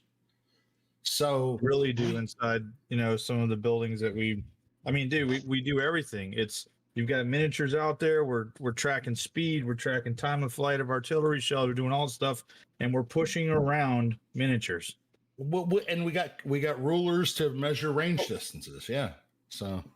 Yeah, and you look at like almost every like older World War II movie, you have some sort of like war room scene where there's people pushing around, representations of like different units and shit on a map. Yeah. If you look at maps, even to this day, they train you how to understand the different designations for armor, infantry, artillery, air defense, air fast movers, rotary wing assets. And it's just another extension of the boys playing with toy soldiers. Yeah. So we get it. And that's what always cracks me up when they want to do that. And it's like, look, all I can say is I have left hobbies that I have disliked more than some of these people seem to dislike 40K. Yep. And Same. I don't understand sticking around. I just don't. Well, yeah. As always, thank you, gentlemen. Oh, no problem. Yeah, it's going to be that time, so I appreciate the invite. And I really need to get going. My earbuds are dying. Yep, we hit the 3-hour mark of the conversation. So as always, we'll do it again. People are falling asleep. Yep. All right, Chad. Thanks for being here. Listening to guys. Have a good one, guys. Metronoid's still on the moon. Hopefully he gets that fixed before next time. Yeah, he's with the next Crusade fleet moving out. He's not fooling anybody. But all right, guys, I appreciate you. Take it easy. Take. All right, I'm gonna kill the stream here. And that was a long one, and that was. I don't know. I don't know what I was expecting how I was expecting that conversation to go, but I think it went all right. I mean, if we had an actual person that was arguing for the things that Man vs. Minis was arguing for, I think it would have probably devolved into a screaming match, but that's neither here nor there. So, the whole point is being able to have a civil conversation about things without it devolving into name calling and everything else that it typically devolves into. Maybe one day we'll get that from somebody who actually holds those point of views, but yeah, I don't know when. So thanks for watching, everybody. Until next time.